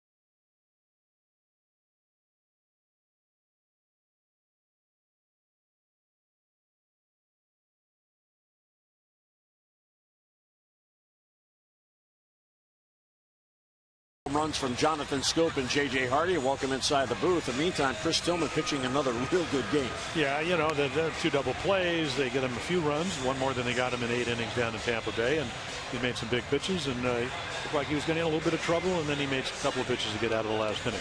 All right, now tomorrow night, big night here. We have the J.J. Hardy player design T-shirt with his autograph. Here's the glove, the baseball. Of course, he always catches the ball. 3 gold gloves tomorrow in a row. night. Yeah. You can have this tomorrow night. Right, and we should add a bat because the second run was on the hanging curveball home run he hit. So I will draw that in. And you have if you a play your black cards right, Sharpie? yes, with a black Sharpie. Actually, Karen will do it up here in the booth. Or maybe Kevin. Kevin may have to do a little drawing tonight. He's busy tonight. He's chasing down all the rumors. Really? He'll be here till midnight or so. Well, there are so many rumors, you wonder if all of them are true. There could be a lot of players on different teams by Friday. Well, everybody's trying to get better, and you know there are a lot of teams that still think they could win. Orioles certainly, you know, and the great thing about the wild card, whether you're a purist or not, it does involve so many other teams going down to the wire with a chance to get into the postseason and then go all the way to the World Series. There's a chopper to second base. Scope is there, and he'll throw out Daniel Castro for the first out in the 6th. Orioles baseball on MASN is brought to you by University of Maryland University College. And on this date in history, July the 29th, back in 1915, 41 years old, and Honus Wagner became the oldest player in the century. Of course, the century was only 15 years old. He hit a grand slam, and it was an inside the park grand slam against Jeff Pfeffer of Brooklyn in an 8-2 win. That record would stand until Tony Perez hit a grand slam 1 day shy of his 43rd birthday in 1985. And then in 1921, as part of Cleveland's 125th anniversary celebration, Cy Young, who was then 54 years old, made a 2-inning appearance in an old timers day. Chief Zimmer, who was 60, was his catcher. So Cy Young at the age of 54 still could pitch 2 innings. They said Sandy Koufax when he was in his 60s still throwing 90. God, he retired. Number 22 could bring it. Not when it was 51. I want to see it in an old timer's day now. No. You wouldn't play? No. Too sensible for that. Just imagine how you would feel the next day. Well, you'd probably feel terrible. Would call a tow truck to get you off the mound, and another one to be waiting when you try to get out of bed the next day. So you want to be the honorary third base coach? You're safe. Yes. Or maybe the manager. I pitched here against the Phillies. We played them. I remember that. Redo of the '83 World Series, and there you go. Markakis can't catch the high fastball, and there's Tillman's first strikeout of the night. And a couple of hard, sharp balls, one for a hit and one for a line drive to third baseman Manny Machado, one by him. Just went up the ladder. Yeah, everybody you talk to, and Buck Showalter was talking about it today, and of course Buck came up through the minor leagues as an outfielder. He said when you get a tall pitcher and the swing is up and the ball is the good tilt thrown over your front side, it is hard to hit high fastballs. And that's what hitters tell you about Chris Tillman. He's got that little pause. He throws the ball downhill. The ball's going down, the swing's going up, and a lot of times they don't intersect, which makes Chris very happy at times. He misses high to Cameron Maybin. 1-0. Maybin is 0 for 2. He's grounded out twice, once into a double play that was nicely turned by Machado and Scope. Yeah, see, they're just trying to pound him in, and now, of course, he doesn't. So now all of a sudden 2-0 lead. You want to make him put in the ball in play. You got home run bat on deck. Let's try to make a good pitch, preferably down. Let's see if they once again inside corner. Yeah, but this time David says, foul. Yeah, he goes, finally, I'm going to just look in there. And you can do that when it's 2-0. And you can pick your pitch till you get to 2 strikes, which is kind of the way you're supposed to hit. You're going to try to get as deep into account looking for your pitch, not the pitcher's pitch. But when you get strike 1, strike 2, it's hard to do that. Weekly popped up. Ryan Flaherty at first has a play, and he's got it. And Tillman has another 3-up, 3-down inning, his third of the night. Mid-6th at Camden Yards, 2-0 O's.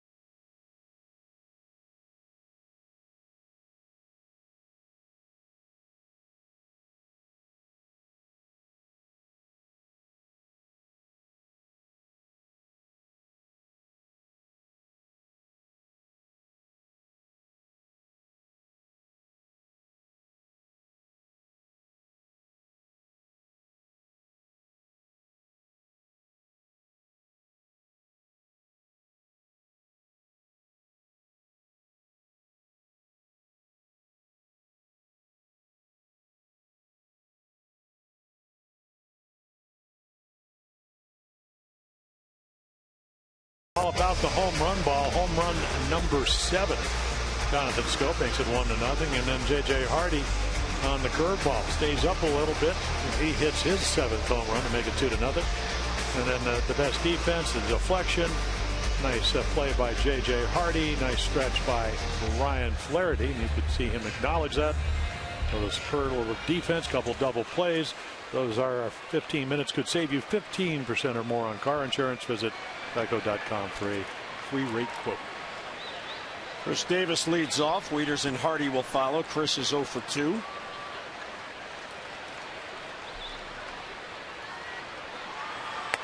Fastball's outside, 1-0. 90th pitch thrown by Mike Foltynewicz.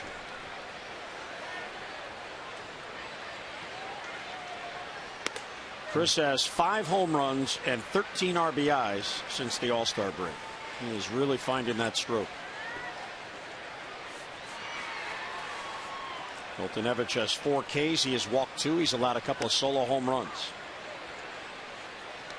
David Ardsman now getting loose. We saw Ardsman last night in the 9th inning. Now back 2-2.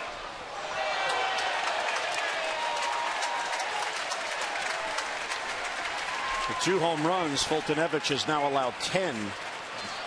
This is his 13th appearance and 10th start.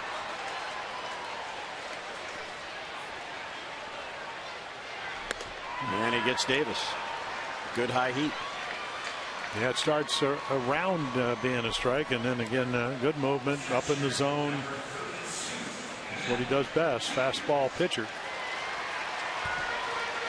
Pitching coach Roger McDowell, scouts you talked to that have seen him pitch said, and that's why they went out. And you know, the Evan Gattis trade was a good trade in a sense because they get Foley, who's pitching tonight for him, but they also didn't think that Gattis could catch 118, 120 games. So I mean, a plus bat. The Astros, of course, he can be their DH. Right. He can play, and of course they're only 1 game back in the loss column now with to the Angels. And you like the trades that help both teams. Wieters with a hefty swing, but he swung through it, so he's down 0-2. And he's going to learn when guys are late on your fastball. You just, and then late on that one again. Then when you throw the breaking ball, just you don't have to throw it for a strike. That's what he did the first time. He hung a curveball and it was a double. Looked like he might have struck J.J. Hardy out, hung a curveball. It was a home run. Roger McDowell checking with the bullpen to see if the reliever Ardsma is ready. 1 out, nobody on. Inside hit the shin guard of Pierzynski and went all the way back to the screen.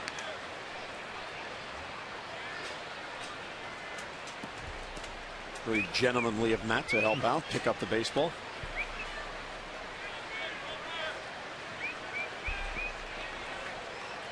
Angels are in Houston tonight. They have a 1-0 lead in the 4th. Let's see, it's 10 after 9. Have the Angels acquired another left-handed hitting outfielder yet? No, but don't hold your breath with all the trades going on. 2-2 on Matt. And he got him. High heat. So back-to-back Ks to begin the 6th inning. Man, both of them up in the zone. Zoom ball. Well, you like the windup. I mean, he really gets over his front side. Great extension. And then obviously, like I said, he's a little bit Roy Halladay-like because of the way he hides the ball. I mean, he really gets, if you just watch his windup, it's very compact. And watch his front side. Watch the left arm. I mean, and he's got some movement, especially down in the zone, and then obviously up in the zone because he's got 2 strikeouts on back-to-back fastballs. Russ Detweiler has joined Ardsma. And he gets ahead of Hardy quickly, 0-2.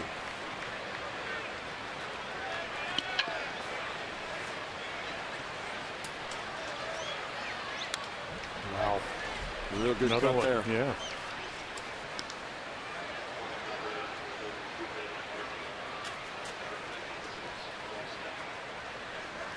At Rochester, in his last start, he threw 108 pitches in 6 innings. He's at 103 as he works here. Only 1 ball hit on the ground. Called strike 3. Hit the outside corner. And a 3-out, 3-down inning on 3 strikeouts. We'll head to the 7th. Buck and the Birds have the lead.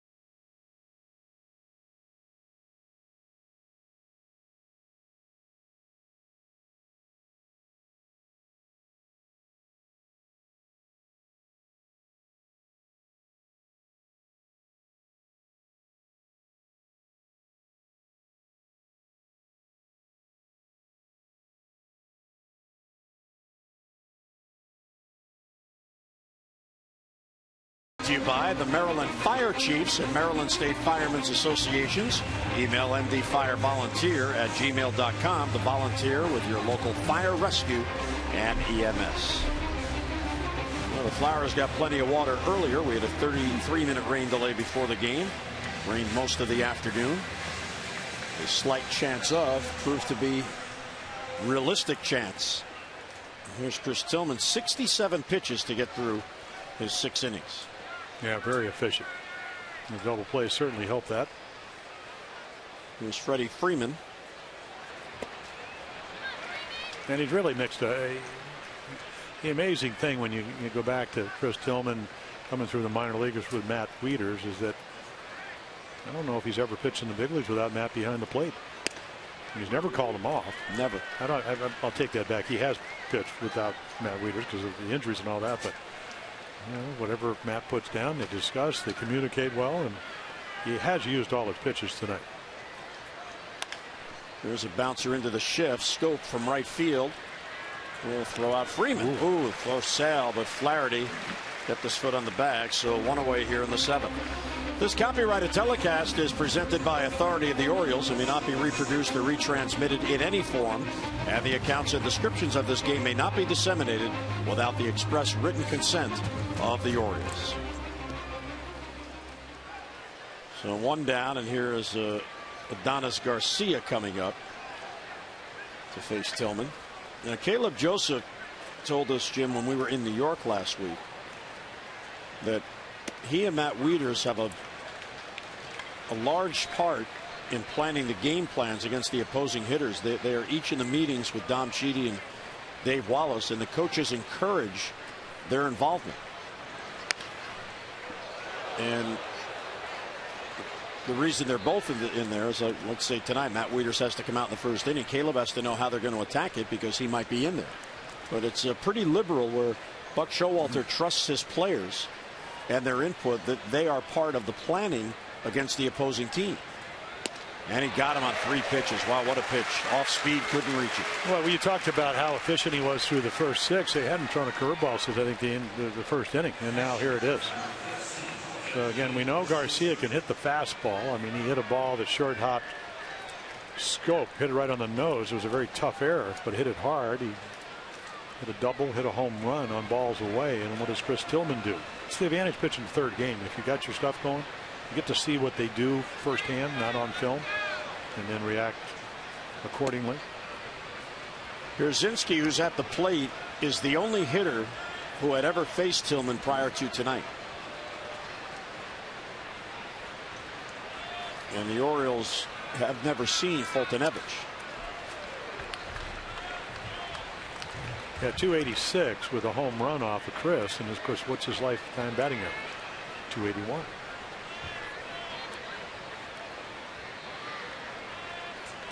Pierzynski now 38 years old. Protects the outside corner and fouls it off. Yeah, most home runs. That was 3 years ago, 2012. He had 27 of them. About a typical year, 11, to 13, somewhere between, maybe 18 on a couple of occasions, 15, 16.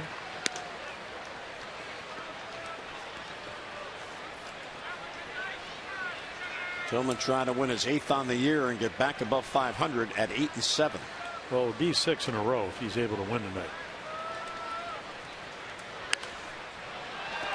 Yeah, you talked about the last game, and the only guy that you really don't want to walk in a 0-0 game leading off an inning against Tampa Bay is Kevin Kiermaier because of the speed factor. He steals bases, as it turned out. Darren O'Day would have one of his rare bad outings. They would not only tie it up, but score another couple runs and win 3-1. Lifted to shallow left, long run in for Reimold, and he makes the running catch. Nicely done by Nolan Reimold. 3 up, 3 down, go the Braves. 7th inning stretch at Camden Yards, 2-0 O's.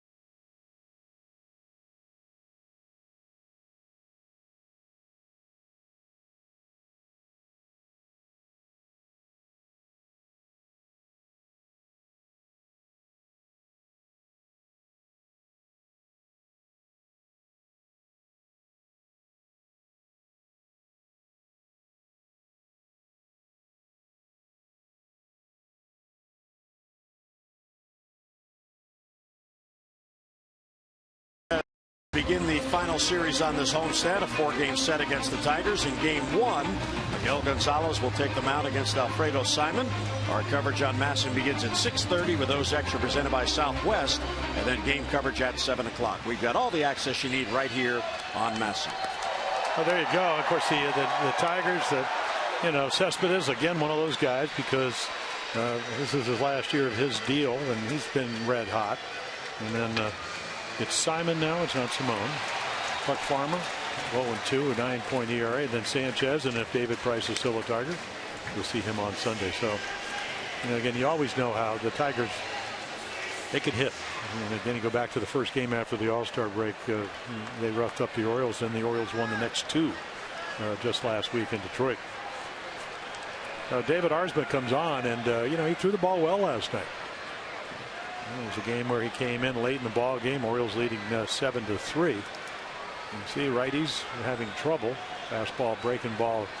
And as we mentioned last night, a couple of years, 36 and over 40 saves with the Mariners, and then some elbow problems.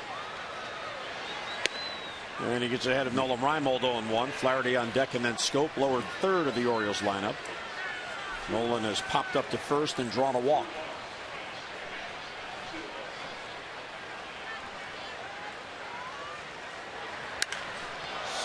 Towering fly ball to center field.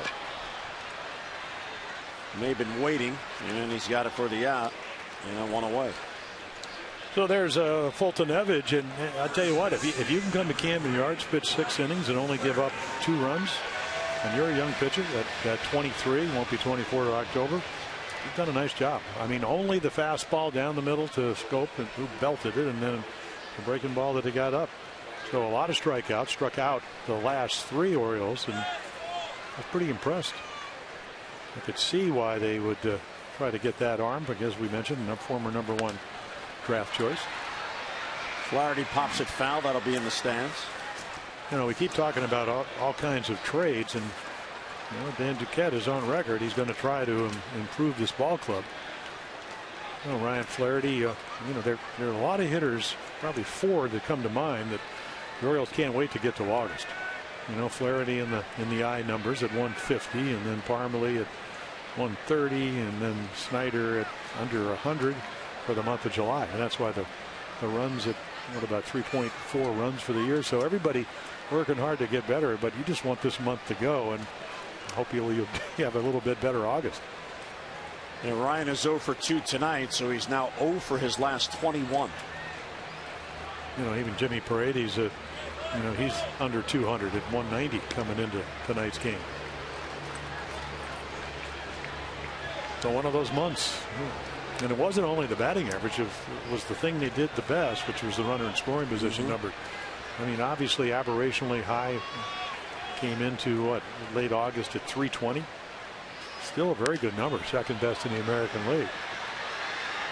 It's going to be back in the crowd out of play. So you just kind of build on that and keep getting good pitching, and sometimes you just have to scrape for runs, and then you go back, and all of a sudden a new month comes and you play better. And even in a game like tonight, when the runs were tough to come by, the Orioles still playing their game. They have 2 runs, both coming in on home runs. It's their 38th multi-home run game of the year. And you never know, you might get a bat between now and 4 o'clock on Friday. It's foul past Wayne Kirby.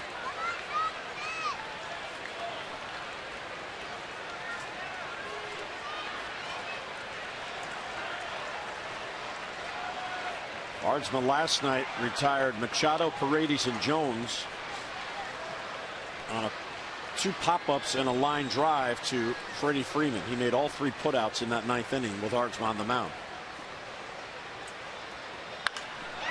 There's a ball poked to center field. On the run is Maben, and he runs it down.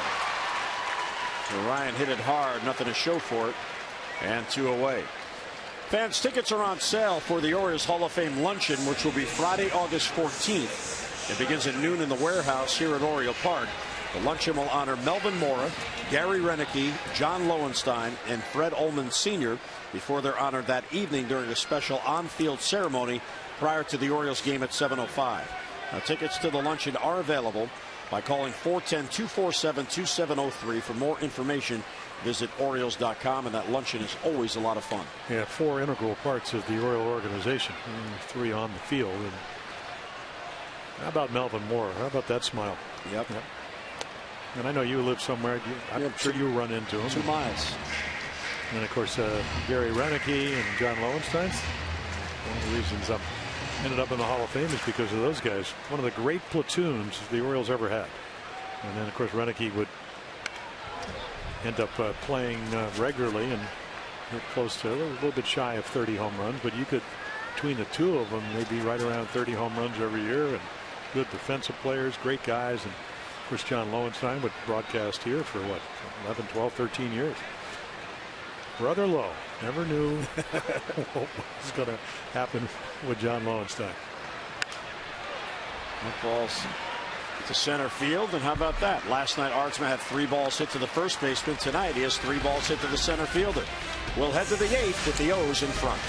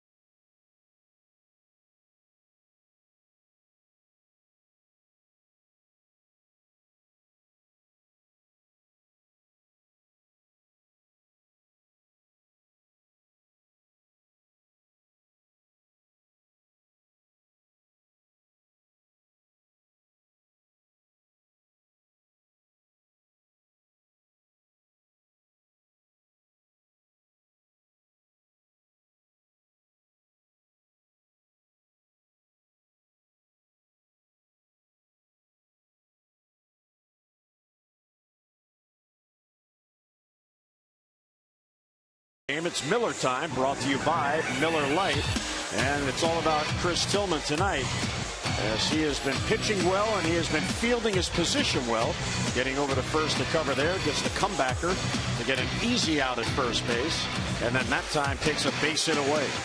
So Tillman has been doing very, very well here tonight. Overall, strikeouts, he has just 2, 1 on a high fastball, 1 on a real good breaking ball. So Tillman through 7 innings at 79 pitches, very pitch efficient, and back out there for the 8th in this 2-0 game. And because of that, the scoreboard, they're just thinking, how do we get a guy on? Because when you do, even though they don't hit a lot of home runs, last in the National League, that's the mindset. 1-0 in the last game, going into the late innings, into the 8th inning. Double his pleasure tonight at 2. He's yet to walk anybody. But again, it's just strikeouts. I mean, perfect example. Best defense in baseball. Throw strikes, pitch to contact on your terms, and that's what he's done. Use all your pitches. Sometimes you'll maybe show a guy a curveball in the first, and for him, he hasn't thrown it, and there's a fastball, and he's throwing curveballs and sliders and changeups and cutters. And Chris Parmelee comes in with a lead because of his defensive ability.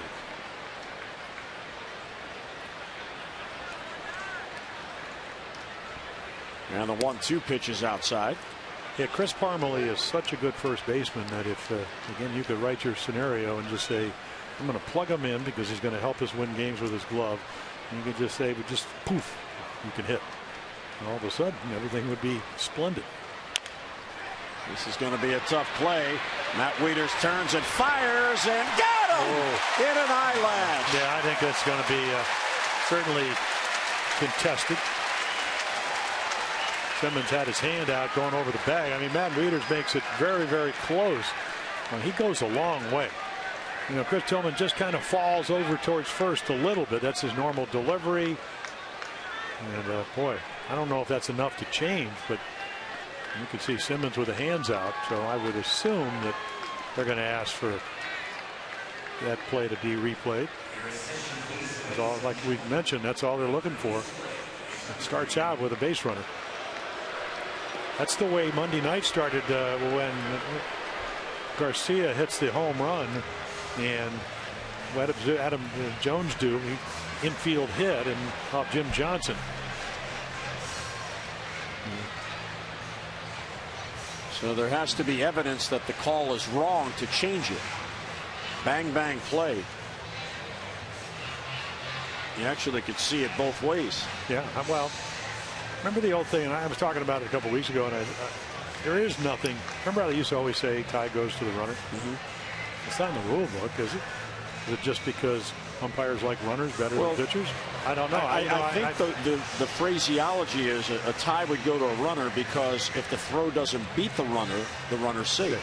So if they get there together, the throw hasn't beaten the runner. So they called him out, and that looked like it was a bang bang. Right. Tie goes to the runner play. And we'll see how they call it in New York. So Angel Hernandez, the crew chief, and Chris Conroy, who made the call, are listening into New York. Veteran umpires Tim Welke and John Hirschbeck are the replay crew chiefs in New York City this week.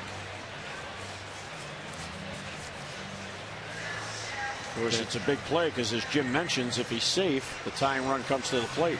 And Wieters made it close. I mean, really went a long way, Matt.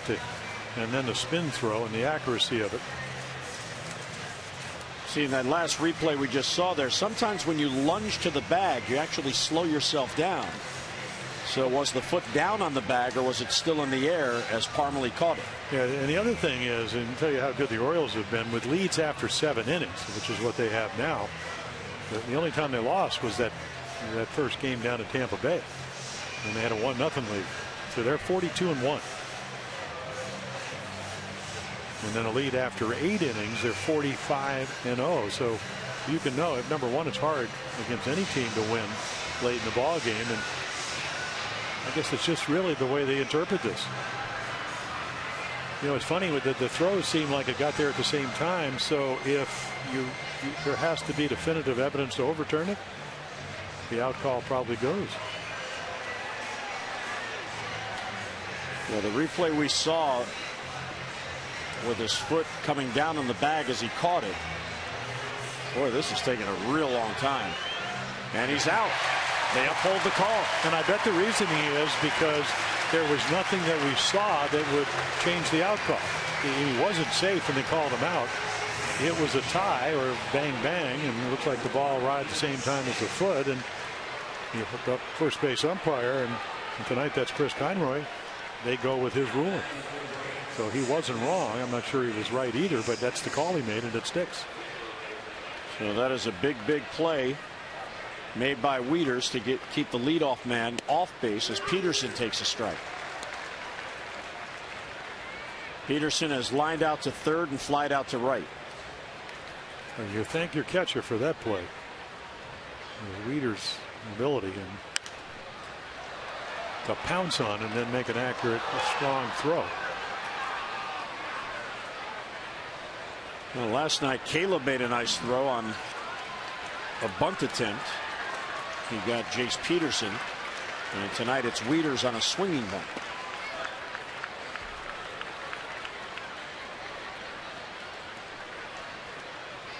One and two the count on Peterson. 7, 8, and 9. Peterson, Perez, and Castro a combined 0 for 6 against Tillman. Lined right to Hardy. 2 men down. Yeah, when they hit the ball tonight, and it hasn't been a whole lot of hard times, we have now seen 3 line drives at the Oriole infielder.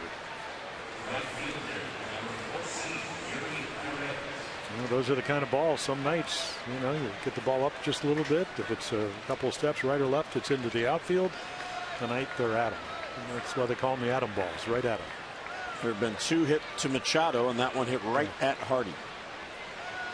Here's a Yuri Perez who's 0 for 2. And a Tapper almost had another one. As promised earlier in the game, we've selected the Data Strong fan photo of the game. Tweet your strongest fan photo to O's Couch Cam, and you just might see yourself in an upcoming broadcast brought to you by T-Mobile. Hey, it's not on the couch. I took it literally, and I lost. So I'm sorry. I apologize, Jim.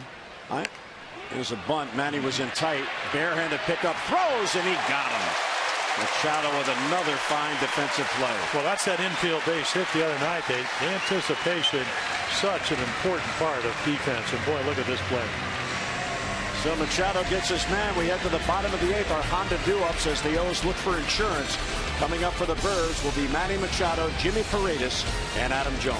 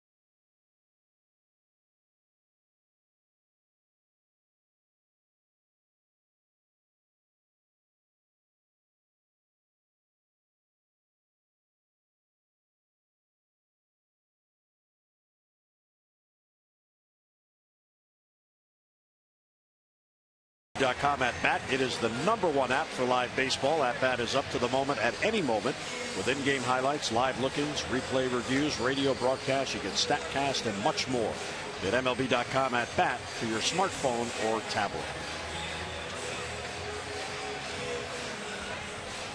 And Chris Tillman is only at 90 pitches through 8 innings, so you would think he'd probably be given a chance to pitch the complete game.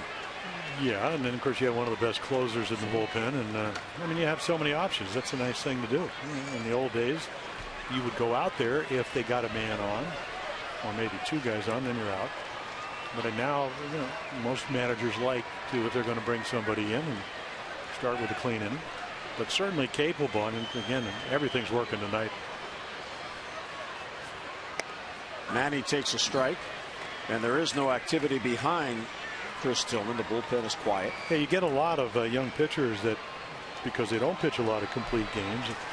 Yeah, Chris Tillman, of course, he's got the edge that you really love. It's cued to first. Freeman will take it himself. Machado's out. He's 2 for 4 and 1 away. Yeah, so you talk to a lot of guys and they go, I've never been out here in the 9th inning. Adelano gave up the game-winning home run to Matt Wieters on Monday night in the 11th. So he's going to get loose. But as long as you don't get ahead of yourself, and it's, you know, the good pitchers try to get the first guy out, throw strike one, all the same things, whether you're pitching in the first all the way to the 9th inning. And Chris is the type of guy, especially with the pitch count tonight, that I don't think anything's going to change. I think it might change if somebody gets on. You go to one of the better relievers in baseball, and that's Zach Britton. Here's Jimmy Paredes, who's 1 out of 3. Should be a rare win for the Orioles if the score holds. They have just 3 wins all year when they score 2 runs or less. Very difficult to win when you score 2 or less. Paredes pops it up. Shortstop calling, center fielder calling, and Maben wins, and he's got it. And 2 men down here in the Oriole 8th. Well, you're seeing a less hard throwing than David Archman, but the results the same. He used to throw, I mean, mid-90s with ease. Still got the breaking ball. And I guess because I went through arm injuries early in my career, it's great to see somebody come back, and who again was, the guy that would be your closer on a real good team for the Mariners. Well, 10 in a row have now been retired by Atlanta pitching. Going back to Fultonevich, who retired the final 2 in the 5th. He was helped out that inning when Schoop tried to go first to third on Manny's single. Yeah, and you look at their starters, and when they're young, I mean, they got 18 wins by the rookie pitchers. That doesn't mean all starters, but the relievers are 14 and 22 with an ERA of over 4 runs a game, and the starters 3.82, which is a pretty good ERA, even though you don't have the DH. They're 32 and 32. So you kind of like your young starters, and now tonight the bullpen is keeping them where they want to be, within 2 runs. So no balls and 2 strikes with 2 down. Up and away. Yeah, once you have arm injury, you can throw as hard or overthrow it as much as you want, and it doesn't get much harder than what your real velocity is when you just kind of relax and get your arm out. So Zach does begin to get loose. He waited until 2 men down, since it doesn't look like he'll come in to begin the inning. But if anybody gets on, he'll be in. Well, you know who he'll be ready for, and that's Freddie Freeman in the 3 spot. Even though Markakis is leading it off, and then you're 1, 2, 3 to start the ninth. Foul ball to stay alive. Another one of those pitches that Adam was right on, but foul back. Well, that's the splitter, and it did stay up, and he was thinking to make it 3-0. And he airs it out, fouls it straight back. And David Archman knows he got away with one.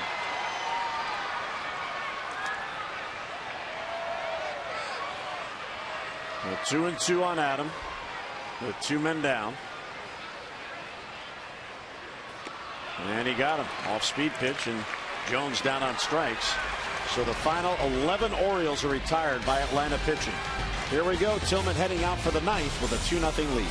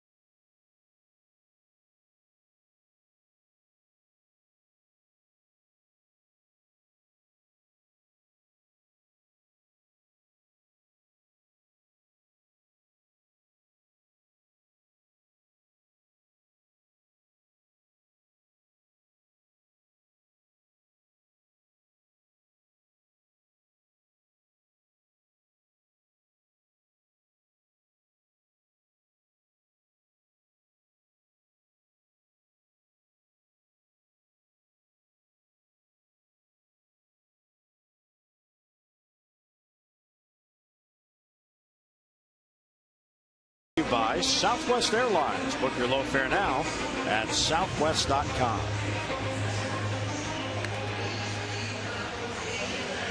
Lovely night after the rain delay, and there's Chris Tillman out trying to pitch a complete game. He had a complete game in 2013, and then last year a complete game in Kansas City on May the 16th. 5-hit shutout in Kansas City on 117 pitches. That was May 16th of last year. Do we have a score on that? Probably not. We can get it, of course, but kind of a moot point. The one thing, the number that jumps out is that only 55% of the first leadoff hitters have been retired over the course of this year, but that's not the case tonight. I mean, tonight, only one time, and that's what they're looking for, and only in the 4th inning. So 7 out of 8, and of course, Strike one to Daniel Castro, the number 9 batter. Weak ground ball to second, hits the mound, but Scope has it, and he gets the hustling Castro for the first out. Again, only a couple strikeouts, no walks, and that's about as good a breaking ball as you can throw. And you don't have to overthrow it, you just have to execute it. Leaders called it, threw it exactly where you need to throw it. A young guy just coming to the big leagues, and Daniel Castro. Well, Tillman has now retired 12 straight Braves. And here is Nick Markakis. Be one of those nights he'll probably say, I didn't have my best stuff, velocity, but probably as good a command as I had all year. And of course, lately every game has been Chris Tillman-like. Trying to win his 6th consecutive decision. And gets ahead of Markakis 0-1. Yeah, and he kind of just puts his head down. It's been a high strike all night long. But the only high strike was the one that J.J. Hardy took, and it didn't get called, and hit the next pitch for a home run. Otherwise, this game might be 1-0. Bounce it to first. Off the glove of Parmalee. Scope backs up, and he gets it to Tillman. Oh, there's teamwork for you. Outstanding anticipation. Scope was exactly where he should have been, backing it up. Yeah, Chris Parmalee, we talked about his defensive prowess, and he's going to try to go get the short hop. Little curve ball that's bounced, tough play. Off the glove. Boy, that's 2 deflections now. One off Tillman's glove. Hardy make the play, and here's Scope right where he needs to be, and Tillman also covering first base. So the fans here get a thrill, the chance of getting a complete game. 29,328 on hand here tonight. Here's Maben. Ground ball, base hit down the right field line. That's going to roll all the way into the corner. Long run for Davis. Maben puts on the brakes with 2 outs in the inning. So now here's a decision for the manager. And here comes Buck. You just can't. And they may not like this, but when you have a Zach Britton in the bullpen, Maben finally gets a ball where he likes it, out over the plate, and slices it down into the corner. Marvelous performance by Chris Tillman. So Tillman will lead to a huge ovation. He deserves it.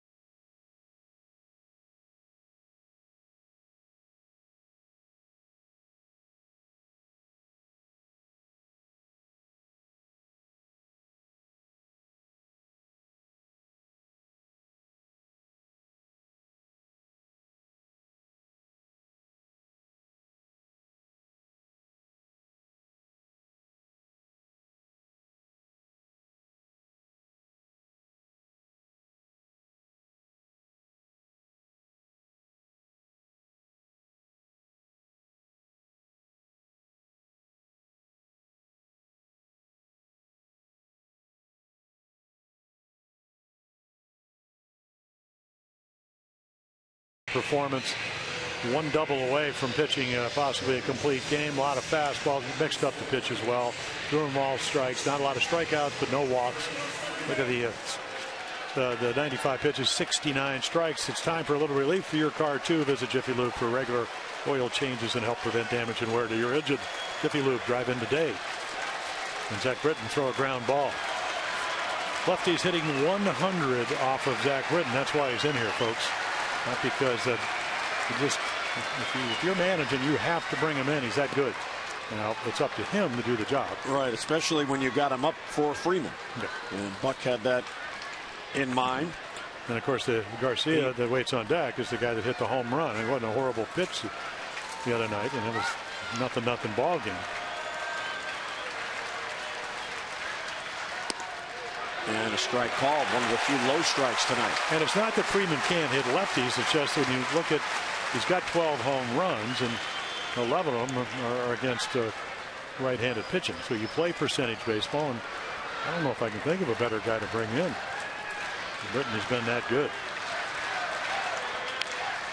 Fouled off, 1-2. Well, Britton began getting loose when the Orioles were batting with 2 men down, and there were 2 scenarios. If Castro got on with the lefty Markakis coming up, he likely would have been in then. But when Markakis was retired, Tillman was given the chance to complete it. But with Freeman up, this is the move that you would expect Buck Showalter to make. 1-2 on Freeman. Check swing, and it's low. Your job as a manager is to put your players in a position to succeed. And I can't think of a better one for Zach Britton. And this is no disrespect, because Freddie Freeman can hit. I mean, 269 hitter against lefties. But you're going with your best, and that's Britton. Tillman was marvelous. He did his job. Let Britton do his job. That's what managing's about. And of course, you want to be a good manager? Have Zach be Zach. The 2-2 to Freeman. Ground ball past the mound. There's Hardy. JJ will gun it to first, and the Orioles sweep the Braves. And Chris Tillman wins his 6th consecutive decision to improve to 8-7 on the year. Yeah, once again, the home run ball. Scope into the bullpen to make it 1-0, and then Hardy solo shot to left on the hanging curveball, and then great starting pitching tonight, as the Orioles have been doing with Chris Tillman. So the Orioles win their 5th in a row. They sweep Atlanta. Final score: Orioles 2, Braves 0.